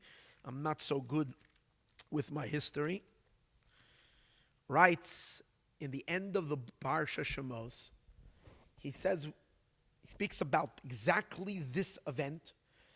Mashiach will be revealed, Mashiach will be concealed, and Mashiach will be revealed again. So Rabbeinu Bechaya says, what's the purpose of Mashiach being concealed? He says to trick the nations. That the forces of darkness in the world, when they will see Mashiach falling, will think that he is defeated. And as a result of that, they will think that they can do whatever they want. The words of Rabbeinu Bechaya, I'm going to read it to you over here. Kain Begula Seinu, this is the last passage of Rabbeinu Bechaya in Parshat Shemos. Begulasenu Zaisa Asida, in our future redemption. Bihigola Sagoyola Achrein. When the first Redeemer will reveal himself, first of all, he says, the revelation of the Redeemer will unleash enormous anti-Semitism in the world. Similar to when Moses came, Pharaoh became extra vicious. So when the Redeemer will be revealed, those years, post-revelation of the Redeemer, there will be incredible tis'oired asina, the hatred beina umois li Yisrael, from the nations to the Jewish people. The Yosifu shibud al shibudam, and they will add enslavement on their enslavement. If anybody knows, when the Israelis started suffering intifadas more than ever before, guess when? In 1993. That's when it became. Before that, it was from time to time stone throwings. Once in a while, there was a stabbing. And once in a blue moon, there was a shooting, but it was very rare. From 1993 and onward, Intifada started, and Jewish blood in Israel was flowing. 1,400 Jews were murdered in the two Intifadas. Buses were exploded, pizza parlors were exploded, nightclubs were exploded by suicide bombers. It was going on. It was horrific. And as you know, till today, it didn't stop. On and off in various different times. Plus, global anti-Semitism. Do I have to share with you what happened in Amsterdam just 2 weeks ago? I was in Europe then. Thank God I wasn't in Amsterdam. And where I was pretty quiet. But in Amsterdam, you saw what happened. Literally, you could think it was 38 in Berlin or 37 when it was Kristallnacht, whenever that happened. It was horrible. Jews were being chased because they're Jewish. I'm giving just one example, but take a look what was going on in the universities. You know, I see what happened in Montreal this week with the pro-Palestinian protesters across the world accusing the Jewish people of genocide, which is just the most ludicrous claim. Of course, hatred is not going to be done as hatred. It's going to be turned into anti-Zionism, we're not anti-Semitic, we're just all kinds of excuses. Bottom line, it's pure Jew hatred. That's all that it is. Same old Jew hatred that takes on every form it possibly can. In any case, and then he continues. And the Redeemer will be Nigla, will be revealed, and then he will be concealed again. And he says these words, to fool the nations, and to make their hearts confident and strong that what? That they can fight the Messiah. They can fight Moshiach. And he proves it like the first redemption. So here is the way I see things. And again, I can only share with you what I see, not what I don't see. What others see, you can listen to others. But what I see, this is what I see. In 1991 and in 1992, we had the revelation of Moshiach. Now let's understand something. I'm not talking about a hocus-pocus individual who lives in a forest and he has like 30 followers who stand with him and they have bongos and they smoke hashish or whatever weed or mushrooms or whatever, and they're claiming the Mashiach. I'm not talking about that. I'm talking about the biggest leader of the Jewish people, the one who rebuilt the Jewish people after the Holocaust, the one who's inspired more mitzvah observers than any Jew and I don't know in all of history, the one who literally made Judaism global across the entire world, brought Torah and mitzvah observance everywhere, is one of the greatest, brilliant minds of Torah thought, who's been teaching Torah non-stop, who didn't take one vacation for one day in his life, stood hours upon hours helping millions of Jews across the whole world. Such a leadership is just, we're not talking about some whatever. And I'm telling you clearly what he said. Some people want to ignore what he said. Some people want to make believe he never said it. In this class is not the space for me to actually quote to you every single quotation. But if you can listen to the key of redemption, I'm actually reading it. I'm not reading it inside, but you can follow along inside, and you can see that I'm not selling you the Brooklyn Bridge over here. I'm telling you what happened in those years, what the Rebbe himself said about himself, week after week after week. And the Rebbe did not make up stories unless Hashem was giving him what to say. The Rebbe said it many times, that I say what they put into my mouth. So if that's the case, I know I'm getting excited because this gets me very excited, but pay attention. If that's the case, so the Rebbe at that time says, we finished doing the preliminary work. What's the preliminary work? When you look in Maimonides and you see what Moshiach needs to do, now things will start making sense. What's going on? Why? What's going on in the last couple of years? It's stunning. Because if you take a look at Maimonides and you see what Moshiach needs to do, the first thing he needs to do is that he himself has to be a very learned person who studies Torah day and night, like the Rebbe, qualified 100%. He has to be a descendant from the house of David, like the Rebbe through his grandfather, the Alter Rebbe, which goes through the Maral of Prague, which was a descendant of the Davidic King David. direct descendant. So that has been proven, and so on and so forth. So the Rebbe is a leader of the Jewish people, a direct descendant of King David.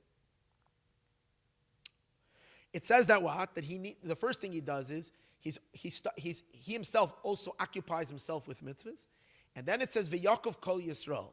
He will force. Simple reading is he will compel the Jewish people to keep the mitzvot. So whoever wants to argue that means that Moshiach, the modern Moshiach, he's going to come in modern times, he's going to run around with a stick and beat everybody who doesn't keep a mitzvah.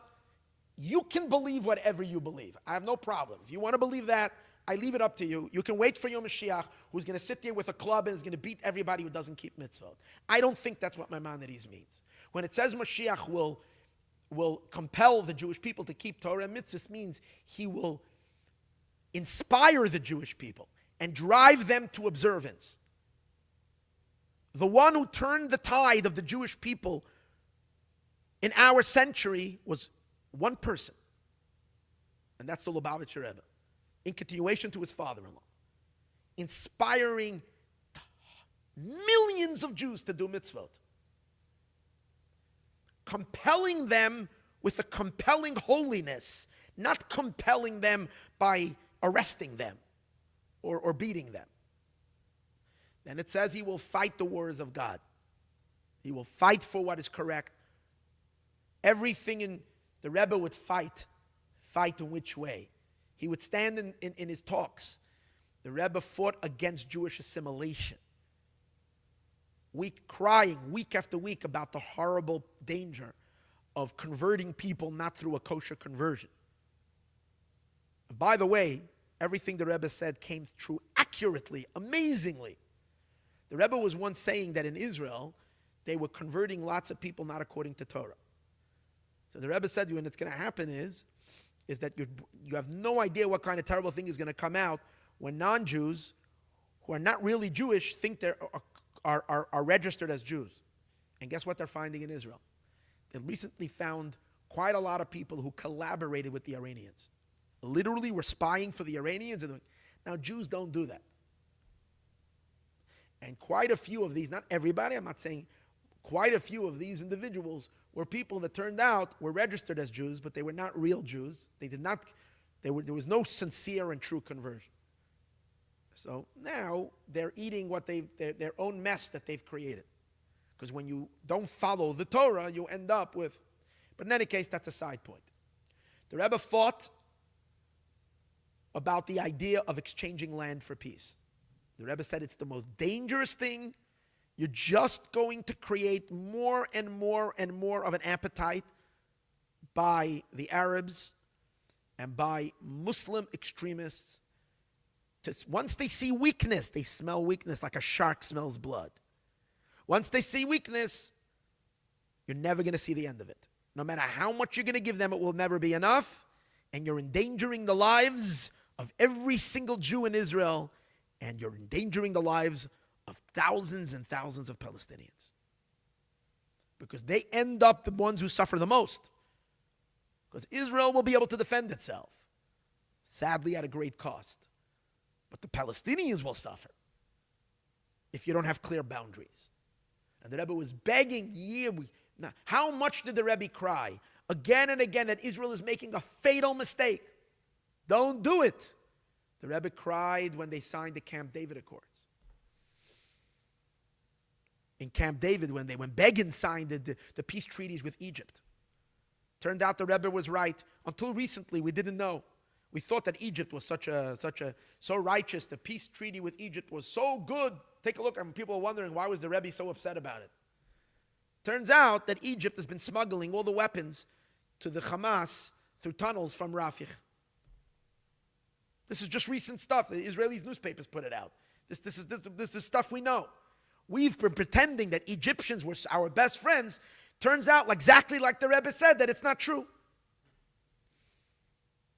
In addition to that, that peace treaty that the Rebbe was crying so much they shouldn't do, which Begin made the mistake, and he did, served as the basis for all the other pressure that the United Nations puts on Israel. For what? To make a two-state solution and so on, the Oslo Accords, as we shall still speak about in a few moments. It's all based on that. And the Rebbe fought and fought and fought and fought and fought for everything Jewish. In many things, the Rebbe prevailed. In many things, in tremendous amount of things, the Rebbe prevailed. Not in everything. Some things are still in the middle of the fight. What happens after Moshiach accomplishes those two things?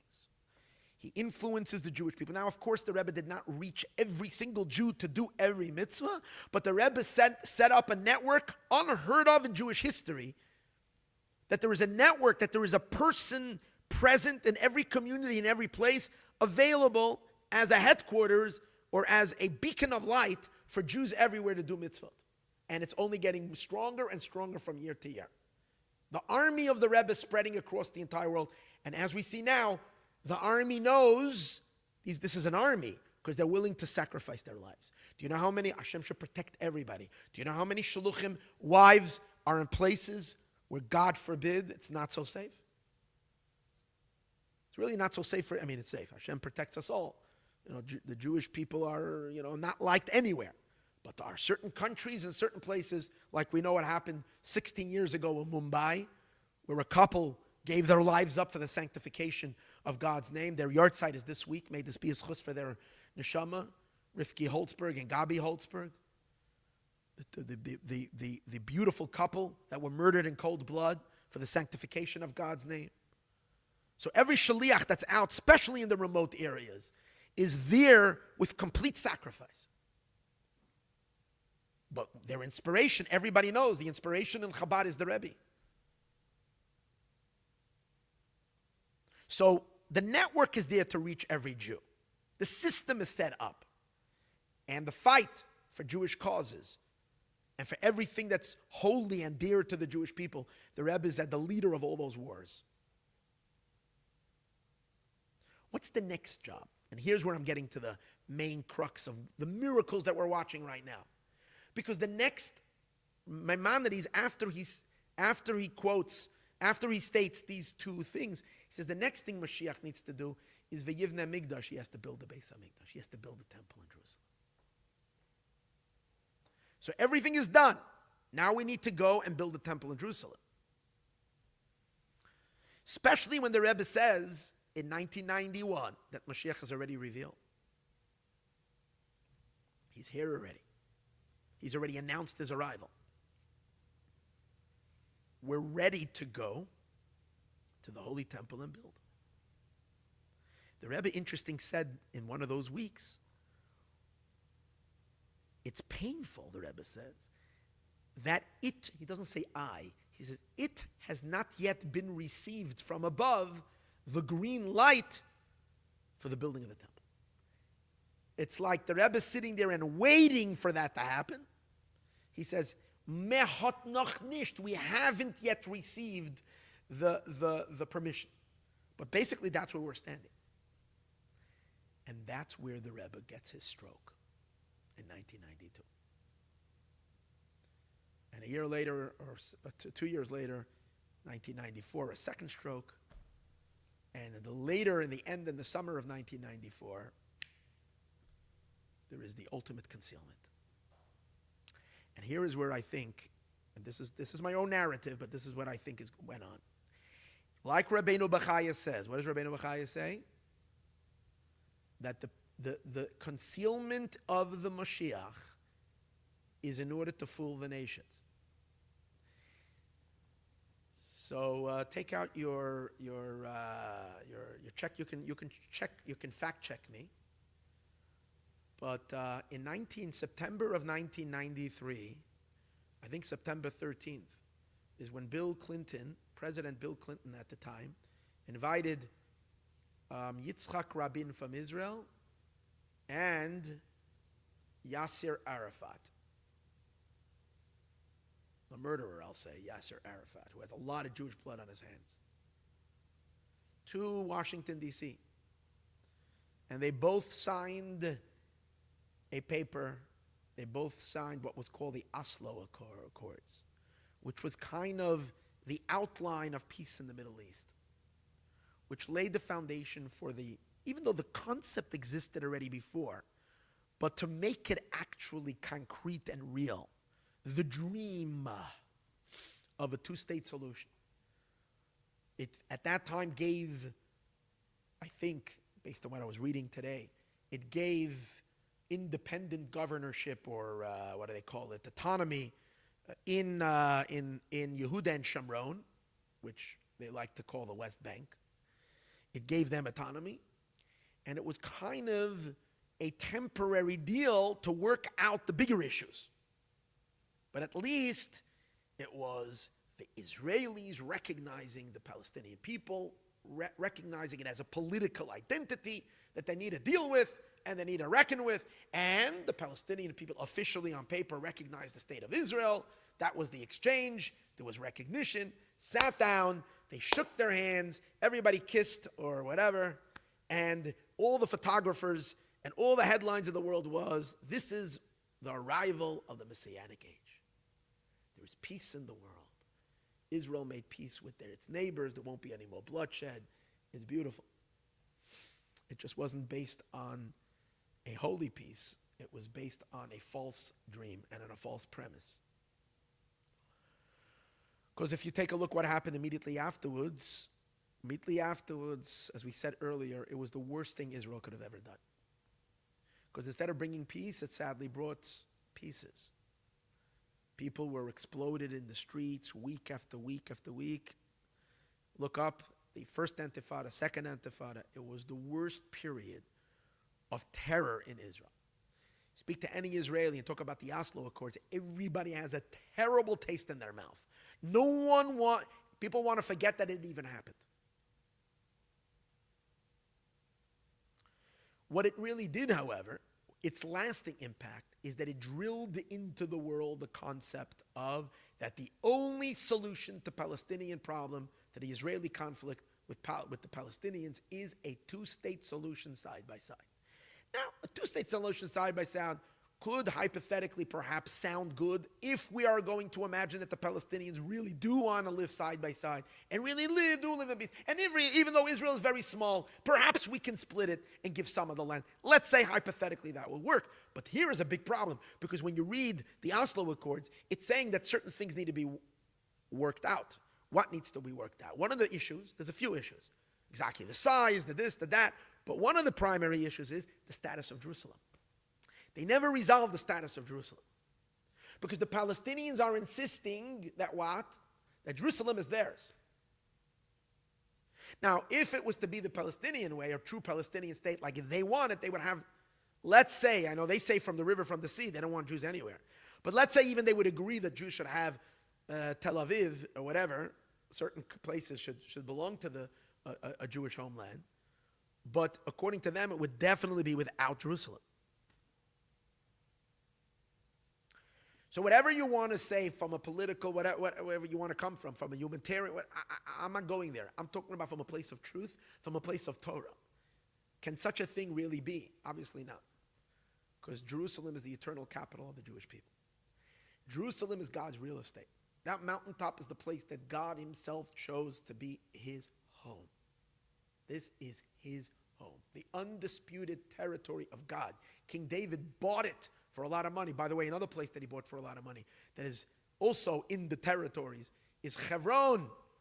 And who did he buy it for? Not for Hagar, the mother of Ishmael. He bought it for Sarah, the mother of Isaac, who was the mother of the Jewish people. In any case, it cannot be. Okay, you say maybe, okay, so maybe not the whole Jerusalem. So the idea was, let's split Jerusalem. That was kind of an idea that they were floating. Let's split Jerusalem. Problem with splitting Jerusalem is that the Palestinians want East Jerusalem. They're smart, no? They want East Jerusalem. And the Jews can have West Jerusalem. West Jerusalem is modern day Jerusalem. East Jerusalem is ancient Jerusalem, the city of David, including Mount Moriah, where Abraham sacrificed his son Isaac. The place that God said, this is my home. You can't tell God, move over a little bit to where the Knesset is, and we'll make you your home over there. God says, I don't want that home. I chose this as my eternal place. So you realize you're dealing with a religious conflict, obviously. But if you're coming from a perspective of Torah, which is the truth, then that is going to be the eternal capital of the Jewish people. and it can never, ever, ever be given into Palestinian hands. And definitely not declare that it's theirs. So if you want to stop Moshiach, since Moshiach's next job is to do what? Is to build a temple in Jerusalem, what are you going to do if you want to stop someone from the next? You put a roadblock. Right? You try to, you can't go over here, I'm not letting you. So now we can understand something really interesting. As soon as the Rebbe had his stroke, not merely September of 1993, it's a year later, is when the devastating, tragic Oslo Accords were signed, which again gave tremendous legitimacy and energy and power for the notion of a two-state solution, which obviously the Arabs are not going to accept anything less than owning East Jerusalem with Al-Aqsa, that they call it. They're never going to relinquish that to Jewish hands. And if Jews and Israel was to say that this is yours, then we would basically be saying, we would be relinquishing the redemption. We would be saying no to God's holy temple with our own hands.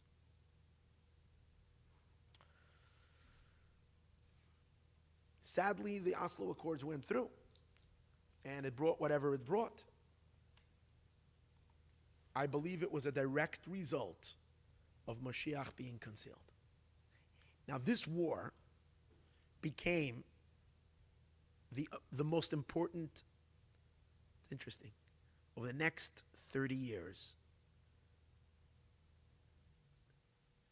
we're kind of in a continuous struggle and a continuous question regarding what's going to be with Israel, the Palestinian Israel, the Middle East, the conflict in the Middle East. It's obviously there and it's not going away. And everybody, all governments and the UN and all presidents, that's like the ultimate foreign, one of the main questions in foreign policy in the United States. How are we going to deal with Israel and the Palestinian problem? Are we going to resolve it? At a certain point, they wanted to push enormous pressure, especially when Obama came to power.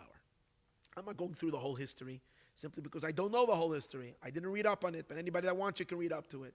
Back and forth and back and forth. There was the Clinton years, there was the Bush years. Then came the Obama years. And Obama was not a big friend of Israel, as everybody knows, the way he treated Netanyahu and the way he was clearly not a friend of Israel. And close to Obama's conclusion, he allowed the UN. America never did this. The United States allowed, this was while Obama was already on the way out. This is like amazingly frightening. As he was on the way out, he was what we call a lame duck president already. He was, it was already preparing for the next administration. And that was Trump's first stint in the White House. On the way out, he allowed for an irreparable damage. The UN passed a resolution. I forgot which resolution it is, the number of the resolution. They have so many resolutions against Israel, you can't even keep track on the number. But in any case, this resolution was that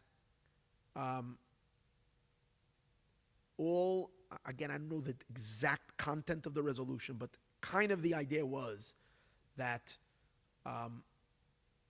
all the lands, including East Jerusalem, it's all called occupied territory. And that Israel is not allowed to build on them, and if they do, it's illegal construction, and so on and so forth.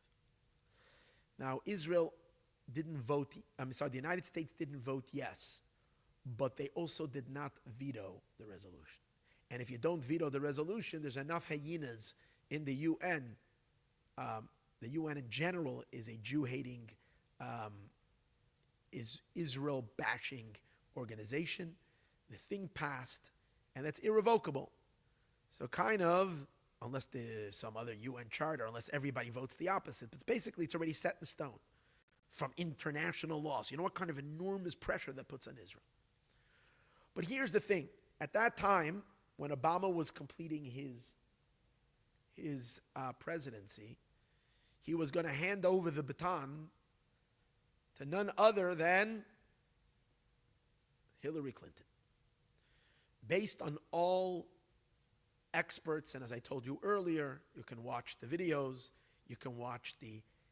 in this video that I spoke about before, the funny compilation that I spoke about, they have a week, 2 weeks before the election, they keep on showing as it's getting closer. And they're from all the experts, you watch the maps, and they're showing the electoral college, the electoral votes, and they're showing she's up over 10 points here, and over 10 points, and not only in one poll, and in another poll, and in another poll, and in another poll. There's no way he's coming close. It seemed like an absolute clear victory for her. But I want to tell you one thing, which is really interesting, and I mentioned this many times a couple of years ago when we were talking back then. All this war to stop Moshiach from coming, to stop the building of the temple, to prevent Jerusalem from being in the hands of the Jewish people, to sign the document to give the Palestinians official ownership of it, is not something that just someone thought of now. It's King David wrote about it already back then, all the way in the beginning of Psalms. He speaks about the ultimate battle of evil, the ultimate battle of forces of darkness to stop the redemption. And he says over there, Lama Rakshu Goyim, why are the nations getting excited? And empires are speaking vanity, things that are empty, things that are not going to have any power at all. On who? Al Hashem va'al Mashiach. They're coming to fight against God, and they're coming to fight against His Moshiach. And by the way, this entire force that is representing, that takes the Palestine side, that takes the Palestinian side and fights for a Palestinian state and so on and so forth, it comes with an entire package. It has many other, so to speak, side elements that are part of the belief system. If you believe in this, then usually, I'm not saying everybody, people believe what they believe in, but generally, as a whole, it comes with the package. The package that it comes along with is a very godless world. That's what it comes with, a godless world. A world where there is absolutely no respect for the basic tenets of morality that God has set, which is, one, the respect of life, even for an unborn baby, the respect on the idea that God created two genders, man and a woman. The Torah says it explicitly, and there's no messing around with it, and so on and so forth, various many things. For some reason, it all becomes one package. It all goes together. So it's, in other words, to create a world, a global world, a beautiful world, but a world without God inside of it. That's what it is. In any case, but of course, at the seat of, in the middle of it is always the concept that the only way to resolve the problem is a two-state solution. And at that time, it was clear that Hillary Clinton was going to win the election. And it was impossible. It was a joke that Trump might win. But what does the verse continue? What does it say in Psalms? It says, Yoshev b'shamayim yischak, that God in heaven is laughing. God is laughing. And God says, you think you're going to plan, and I don't care if you're the UN, I don't care if you have the FBI, the CIA, if you have the State Department, I don't care if you have the Obama administration, and I don't care if you have the European Union and all the others, this group and that group, and the ICC, The Hague, everybody together, everybody ganging up against me. God is laughing. And say, if you think you're already there, because they were so sure, once Hillary Clinton would have won the election, she would have already finished. She would have put such pressure. She was clear with the direction that she was going. It was done. I mean, Obama paved the way. She just needed to finish a few things. And Israel would have been choked to death. That's what would have happened. We would literally be cut off from the entire world had Israel not agreed to a two-state solution and relinquishing the Holy Temple, which basically means that Israel with their own hands would have stopped the redemption from happening. God forbid. You realize what was at stake. And God laughed. God is laughing.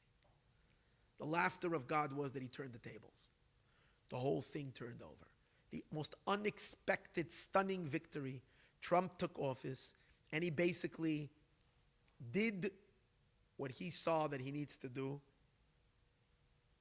and completely thwarted the entire thing. Made a mockery out of the whole thing. Came into power in a stunning way, supporting Israel, calling Jerusalem the eternal capital of the Jewish people, moving the embassy. You realize by doing these things, he gave such power to Israel. He shut down UNRWA, I don't know how early in his presidency. He shut down UNRWA. Today we see what UNRWA is. UNRWA is you don't know what UNRWA is. UNRWA is the UN's, the UN organization for the Palestinian people. The UN support system or whatever it is, in which millions and millions and millions of dollars were poured in by the UN and including the United States. Trump saw right away what it was. Shut it down. Said, I'm not giving another penny for it. From the United States, at least.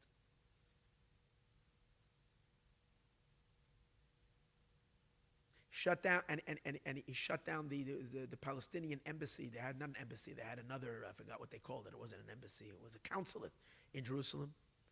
Opened up the Israeli, the U.S. Embassy in Jerusalem. Declared the Golan Heights, which is strategically important for Israel, as part of Israel. Pulled out of the Iran deal like we discussed earlier. And non-stop favors upon favors for the Jewish people. And completely thwarted through the and you would think that Donald Trump, by doing that, would have created World War III with all the Arabs. All the Arabs would come marching on Israel. It would have been a bloodbath. No, they announced Jerusalem. It was peace and quiet. It was a bloodbath after Rabin and with the beautiful work of Bill Clinton, acting in against God's will to force Israel eventually into a two-state solution. Then there was a bloodbath. But after Trump moved the embassy, nothing. You can look it up. The safest years in Israel were actually those years where hardly any terrorist attacks. Take a look at those years from 2016 till 2020. I'm not saying none, but much less. The Arabs were scared. Instead, what happened? I don't know how many countries, Arab countries, that till then had no strategic alliance or no connection or no open recognition to Israel, one after another, joined the beautiful Abraham Accords. Of course, Trump wasn't giving any recognition for that because they can't stand him. For actually bringing, to a certain degree, peace in the Middle East. And there's a framework for that peace. Okay, it didn't resolve the Palestinian problem. But it created a open dialogue between Israel and its neighbors. Millions and millions of Arabs started looking at the Jewish state differently and wanting communication. Not everybody, but there was a opening trend, which we haven't seen ever. This is incredible. This is real Messianic prophecy being fulfilled. And obviously, now let's take it to the point. Obviously, the other side was not going to take this sitting down. You realize you're dealing with the final battle between the satanic forces and holiness. It's not going to exit the world without a fight. So then came the tremendous war against Donald Trump. They impeached him. They accused him of this and accused him of that and fought him tooth and nail and tried every bit of anything to stop him. Now, what I am saying is that these are not just politically motivated. These are powerful, dark, spiritual forces behind the scenes that is using human puppets as its agents of this fight. And if not for COVID, they would not be able to take him down. But God orchestrated that as well. And we had COVID, and it knocked out the economy, and it brought some devastation. And his opponents were able to say that it's his fault, and he's at the death of all this and whatever. And basically, we had the 2020 elections with its result. I was devastated at the time because I saw so much Moshiach light and such Geula energy and such thing. And now we're back to the same darkness. And lo and behold, I was saying it then. I said, if you're voting for the other side, it's frightening, but this is not going to lead to the safety of the Jews in the land of Israel. Lo and behold, 3 years into it, when you give legitimacy to Palestinian claims that are based on falsehoods, that are based on lies, and you legitimize it and you say it, you create the atmosphere for October 7th. And that's exactly what happened. We saw what happened. Basically, what I am saying is the forces fighting Moshiach came right back in and took control for 4 years, at least in terms of the geopolitical situation. And again, Israel was being pushed and pushed and pushed to the corner. And God forbid, had the next administration been Harris and Waltz. Oy Gewalt. Oy Gewalt. What she would have done, the mess that they would have made. And here comes the stunning hand of Mashiach Tzidkenu. This is the story. This is the real story. This is the inside story. So they thought they can fight Mashiach. So I ask you the question, why in heaven's name can you explain to me, please explain this to me, any other explanation other than what I am saying? You're welcome to give me an explanation. Why in heaven's name did Donald Trump on October 7th decide that the one place he needs to visit to commemorate October 7th is the resting place of the Lubavitcher Rebbe? And go there and offer a prayer and write a note. I know what he wrote in that note. I don't know. I would assume. He probably asked for a blessing to win the election. We also know, and you can check this all out, Polymarket was the one that was predicting that Trump would win against all the polls. And people were saying, don't look at Polymarket. The betting things, they're rigged, they're rigged. Turns out that he won the election. But when did Polymarket start showing Trump winning? Until October, I think 1st or 2nd. Until October 1st, she's beating him even on Polymarket. The bettors are betting that Kamala will win. On October 3rd, which is Rosh Hashanah, it kind of evens out. Because Rosh Hashanah, God is deciding everything in the world. It's amazing. I think on October 3rd or 4th, he takes a slight 1 point up higher than her. October 7th, when he goes to the Rebbe, on that very day,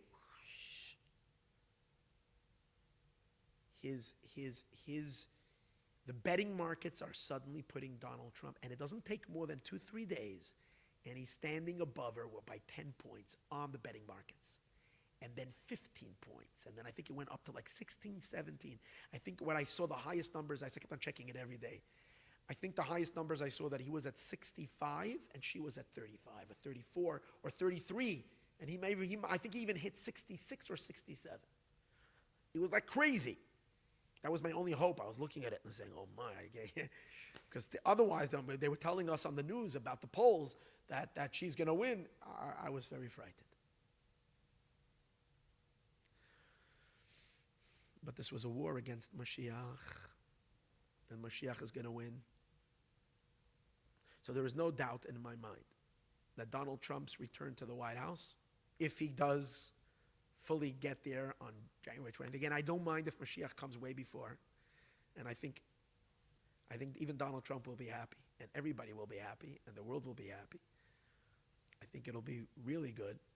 But if, God forbid, we need to wait a little longer, what just happened is that basically the two-state solution has been buried. It's in the cemetery. It has already a cornerstone on it. That over here is where it's buried. It's done. It's over. Why? Trump went and he took it for his cabinet. You all know this. Whoever he put in his cabinet are incredible supporters of Israel. Incredible. From what's his name?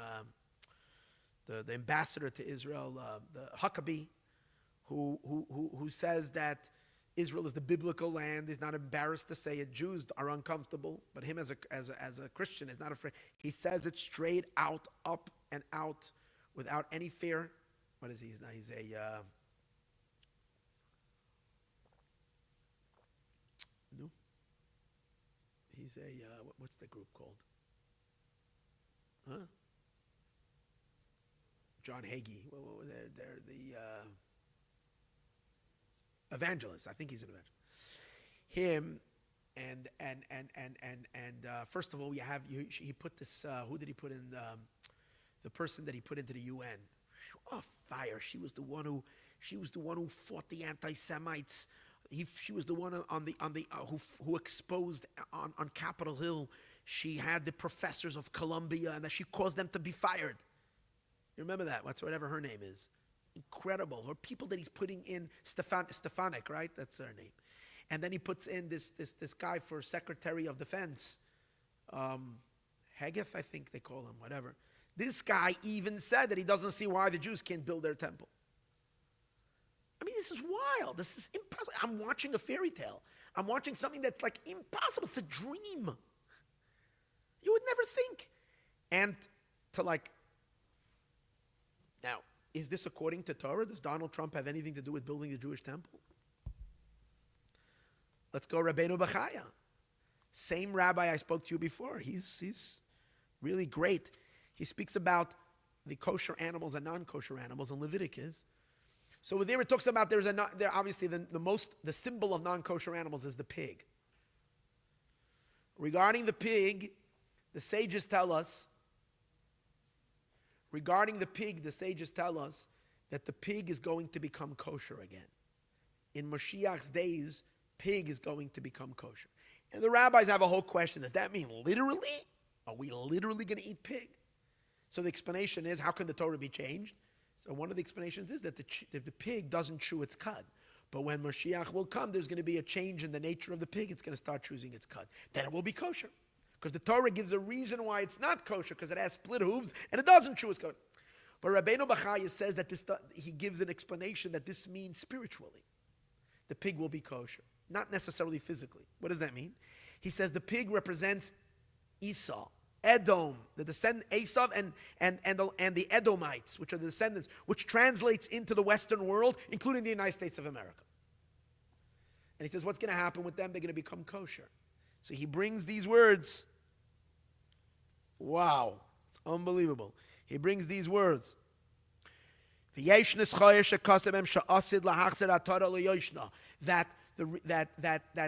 by regarding Edom, Esau, it says that he is going to return the king to its right, the crown to its rightful place. The Inyan, and the idea is, the first two temples, Jews build them. By his Rishon Bana Shlomo, King Solomon built the first temple. Shumizera Yehuda is from descendants of Yehuda. By Yesheni, the second temple, Bana Zerubbabel, a man by the name called Zerubbabel. Shayagam came Mizera Yehuda. He was also a descendant of Yehuda. But who gave permission? Koresh. Koresh gave permission to build it. Cyrus. Aval Abayis Hashlishi, but the third temple. Asida Umzu Livnoisai. This nation is going to build it. Who? The Edomites. Esau is going to build the temple for Jacob.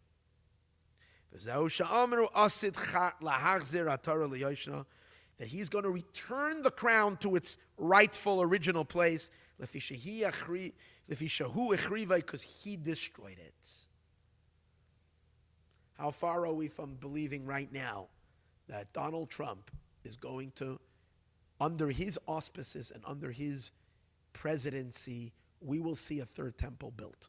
Now we know Moshiach has to build. I don't know how it's going to happen, but pretty awesome.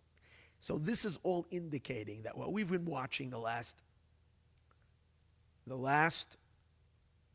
period of time is the work of Moshiach in full glory. And the signs of, I left out all the cool little indicators. So I'd like to do a follow-up share on this, because I've left out so much of things about this whole presidency, the previous one, and now, that are all indicating, where you can see clearly from them, when you're introducing a more inside, a more Kabbalistic and thing, you can actually see so many signs how this is not these events are not random, but they're an outcome of Moshiach himself, that he's driving all of this to happen. That's exciting, and that's basically most of what I wanted to share with you. And I know for those of you who've been following my channel years ago, a lot of this we spoke then in 2016. When it came to 2020, I received a very strong answer from the rebbe not to talk anymore. I was quiet for 4 years. But now I think the decree is over. And I think that because we're living in the times that we're living right now, my gut feeling is that it is important to talk and to reveal that we should open our eyes up to the Messianic process unfolding in front of our eyes. We should merit that we don't have to watch the process unfold, but that everything should be expedited with kindness, with love, with joy, and with happiness. And Be'ezrat Hashem, in no time we're going to have our temple built. And this heroic soul, Tzvi ben Alexander, was a Kohen, and I'm sure he's needed in the Holy Temple. Seems to be an efficient person who can really work in a temple. He ran the supermarket over there. Seems to be like someone who can, I think he's needed over there, so he should be resurrected immediately and be of the service in the Holy Temple, standing side by side with me, because I'm also a Kohen, and we're going to get the work done. Be'ezrat Hashem. And if you want your sacrifices brought and you want to cut the line, you can come to me then and say, Rabbi Wolf, I was listening to your YouTube channel. I'm one of your fans in your YouTube channel. I even gave you a thumbs up. So then I will remember that, and then I will hopefully try to help you out as much as I can to get your sacrifices in and done. Thank you. Be'ezrat Hashem, we shall continue all of this. Thank you.